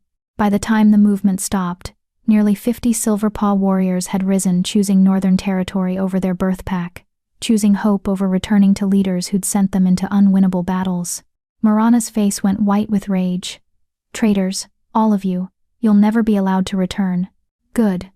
The warrior who'd stood first, a young woman with determined eyes, met Rhea's gaze. Because I don't want to serve a pack that treats people as disposable. I'll serve a queen who sees value in everyone instead. The other defectors echoed her sentiment. Marana sat on her horse, watching her power base crumble, unable to do anything but witness her own defeat. Take the elder into custody, Kale ordered. She'll be tried by the Continental Council for unprovoked invasion, for sending warriors into battle under false pretenses, and for attempting to violate Northern Territory sovereignty during sacred ceremony. He turned to the remaining Silverpaw warriors. The rest of you are free to return home. Tell your council what you saw here. Tell them that Northern Territory offers mercy to those who deserve it, and overwhelming force to those who threaten us. Tell them that the Omega they discarded is now a queen they'll answer to if they ever attempt invasion again. The warriors bowed, not in submission, but in respect, and began their long march home. The defectors were escorted toward the capital by Northern Territory guides, who would help them integrate into their new pack. And Elder Marana, still seated on her horse and surrounded by guards, stared at Rhea with undisguised loathing. This isn't over, she hissed. The Continental Council will see that you violated every diplomatic protocol by invading during mating ceremony, by threatening a bonded mate, by sacrificing your own warriors for political gain. Kale's voice was cold. You gambled everything on destroying Rhea and proving she was worthless. Instead, you've lost your military force, your political credibility, and your position as elder. Silverpaw Pack will disavow you to save themselves. You're finished, Marana. The truth of his words settled over the battlefield. Marana's expression crumbled rage, giving way to the realization that she'd destroyed herself through her own hatred and pride. Guards led her away. The battlefield began to clear, wounded being tended, defenses being dismantled, warriors celebrating a victory achieved with minimal loss of life. And Rhea stood beside Kale, their bond humming with shared emotion, watching the sun climb higher over a territory that had become her home. Well, Kale said quietly, that was dramatic. Slightly. Rhea leaned against him, exhaustion crashing over her now that the adrenaline was fading. But effective. You offered them a choice, showed mercy, proved that Omega Queens can be just as strong, maybe stronger than any alpha. His arm wrapped around her waist. I'm proud of you. We won together. Rhea looked up at him. That's what mates do, what queens and kings do. We face challenges side by side, balance each other's strengths and weaknesses, and create something better than either could achieve alone. Kale's kiss was gentle, despite the violence that had surrounded them moments before. Come on. Let's go home. We have defectors to welcome, a sister to negotiate with, political fallout to manage, and, he grinned, a proper coronation ceremony to plan. Can't have our queen officially ruling without appropriate pageantry. More ceremonies? Rhea groaned. Can't I just wear the crown and call it done? Absolutely not. You'll have at least 3 days of speeches, formal presentations, diplomatic meetings with allied pacts, and a feast that will require you to smile politely while elderly council members tell you stories about previous queens. His eyes danced with amusement. I'll suffer through it with you, if that helps. It does. Rhea took his hand. As long as we're together, I can handle ceremonies, politics, and whatever else comes our way. They walked back toward the capital through morning light that turned everything golden. Behind them, warriors cleaned up the battlefield with efficient precision. Ahead, the city was coming alive, civilians emerging from evacuation shelters, celebrating the victory, preparing to welcome their new queen. And somewhere in the crowd, Rhea knew, Seraphine and the Queen's Guard were already planning security details. Finn was drafting coronation speeches. Margot was preparing healing supplies. Liana was considering her future. 50 Silverpaw defectors were beginning their integration into a pack that would value them properly. Life was moving forward. Building. Growing. Rhea had traveled from worthless exile to queen in less than a week. She'd passed trials, won battles, created peace, and claimed a future she'd never dared imagine. But more than any crown or title or political victory, she'd found something infinitely more valuable: belonging, purpose, love that didn't require her to be anything other than herself. The moon goddess had been right to send Kale into that blizzard. Right to declare Rhea worthy of rescue, of protection, of a mate bond that would span their lifetimes. And as they entered the capital to cheers and celebration, Rhea made a silent promise to that divine presence who'd guided her path. She would be the queen these wolves deserved, would fight for the overlooked, protect the weak, and prove that worth wasn't determined by genetics or hierarchy. Would build a territory where every wolf, alpha, beta, omega had value and voice. She would honor the gift she'd been given, by using it to lift others up. The omega had become queen, and her reign was just beginning. Epilogue. 6 months later, the council chamber had never been so crowded. Rhea stood at the center, wearing the silver crown and formal robes that marked her position. Around her, representatives from 7 different packs had assembled alphas and betas and, for the first time in continental history, 3 other omegas who'd been granted council positions in their territories. The Omega Rights Accord lay on the table before them, ready for signing. It had taken 6 months of negotiation, compromise, and political maneuvering to reach this point. 6 months of Rhea using her position to advocate for changes that would protect Omegas across all territories. 6 months of facing opposition, skepticism, and outright hostility from packs who'd benefited from the old hierarchy. But she'd persisted. And Kale had stood beside her, using his authority as Alpha King to push reluctant packs toward acceptance. The accord was simple.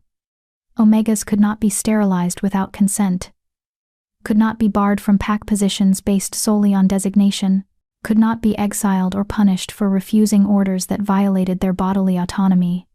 Basic rights that should have existed all along. Are we ready? Rhea asked the assembled representatives. One by one, they nodded.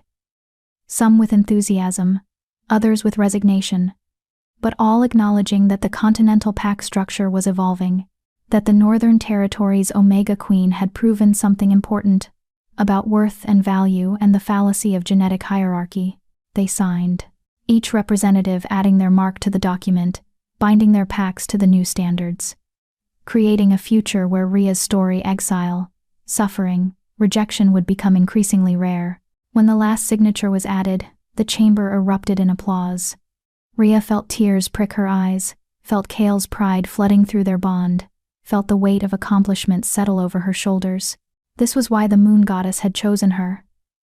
Not just to be queen, but to change what queen meant, to use her position to lift others up, to create the world she'd wished existed when she was alone in that cabin. Well done, my queen. Kale's voice was soft beside her. You've changed the world. We've changed it, Rhea corrected. Together, his hand found hers, their fingers interlacing in a gesture that had become as natural as breathing. Outside, the northern capital celebrated.